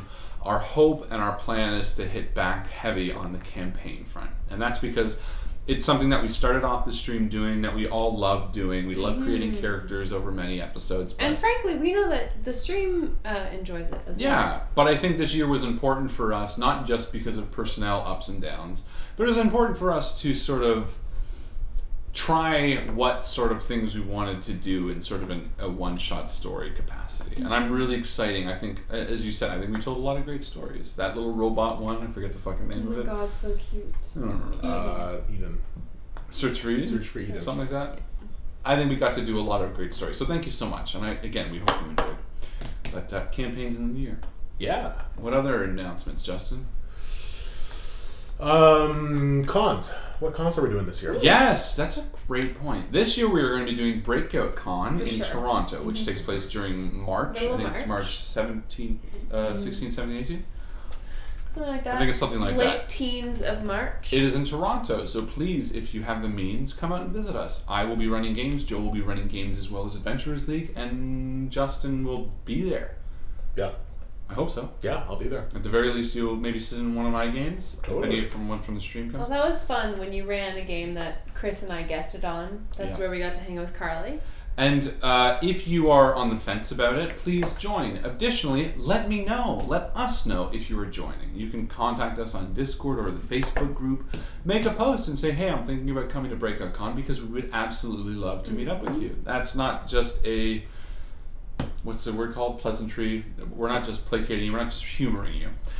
We would sincerely like to meet up with you guys, fans of ours. I would say additionally, if there are cons happening around where you live that you'd Yeah. want us to come to, we can definitely make that happen. So let us know. Put in a good word. You've been thinking about Dragon Con for a while, haven't you? Or something? Yes, yeah. So like with my narrating, I'm going to be going to Dragon Con, I believe. I'm pretty sure that's next in year. Atlanta, which is where Mark Lane, Trevor Toth. Hey, Victoria there we Lane- go. So we it want would, a chance to meet you guys. yeah, definitely. So if we can set up an Invictus booth, or just have Invictus representation there, I will probably be there.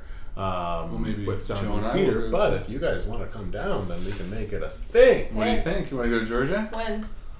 Georgia. When is We'll Dragon find out. Con? The point is that we are definitely doing Breakout Con. We are definitely May. doing Fan Expo this year again, which would be the end of the month. Beginning of September. Is that what it was? Yep. Okay, so beginning of September this year. Fan Expo, September. We have March Breakout Con, and I would love to do Queen City Con again if we're invited. I don't know. It was easy because we could drive down there. So we are definitely interested in conventions. If you have conventions you'd like us to attend, we would be happy to. Give us a chance to meet you guys. It is definitely on our wants. Finally, thank you. Thank you guys so much for making this year fantastic. We raised a ton of money for Extra Life this year, thanks to you. We had some really memorable moments. We had some tough personal moments. We've all had difficult years. I think 2018 has been a tough year for everybody. I think it's just been one of those years. My grandmother died. I had surgery. I got divorced. It's just been one of them. It's been one of those years. You know, one of those years. One of those years. But I do have to say that having you guys, the community, people who support us, but also support each other on the level that you do, has really touched me, and it's really inspired me, and I'm really, really happy to be involved with such wonderful people who care about one another and do amazing things for those of us that are struggling. True say. Very true say. Yeah. Thank you. So thank you. It's been an honor. Just such a fantastic community to be a part of, and to be here at the table with you guys. So Absolutely. Thanks to you, both of you. Well, thanks to you. Cheers. Oh, cheers. And cheers to all of you. Cheers. Here's to 2019. 2019. Holy fuck. Decade's almost over. How many 80s movies took place in 2020 that, like, Blade Runner? You know what I mean? Yeah, Blade Runner's 2020, right? 2018. 2019. 2019? Is it 2018? It's 2019. It's 2019. Oh, God. It's like February or something of 2019. I don't remember the exact date. Why don't we have flying cars? I want my flying cars. I want my flying car. Is there anything else we need to talk about? Flying car. Fucking see you in January. Oh man, yeah. I would just like to say, if there's something particularly that you would like to see us do or try, let us know. We would love to hear from you and what brings you back to the stream and what you want to see more of. Let us know on the Facebook page. Let us know on Discord. Let us know in personal messages. Harlan's phone number. Just send a bird. Send everywhere there. Send a raven. Send a raven. Sure. Yeah, we would love to know what you're looking forward to in the new year, and also what your role playing goals are for 2019. Yes, share with us. Langdon wants to know what game next year or week. You were saying. It might be End of the World, or it might be D&D. What game next week? If everything goes to plan, next week we're going to be running the End of the World. And then starting January, whatever? 9, the plan is to be back into Chapters of the Undefeated. Chapters. That is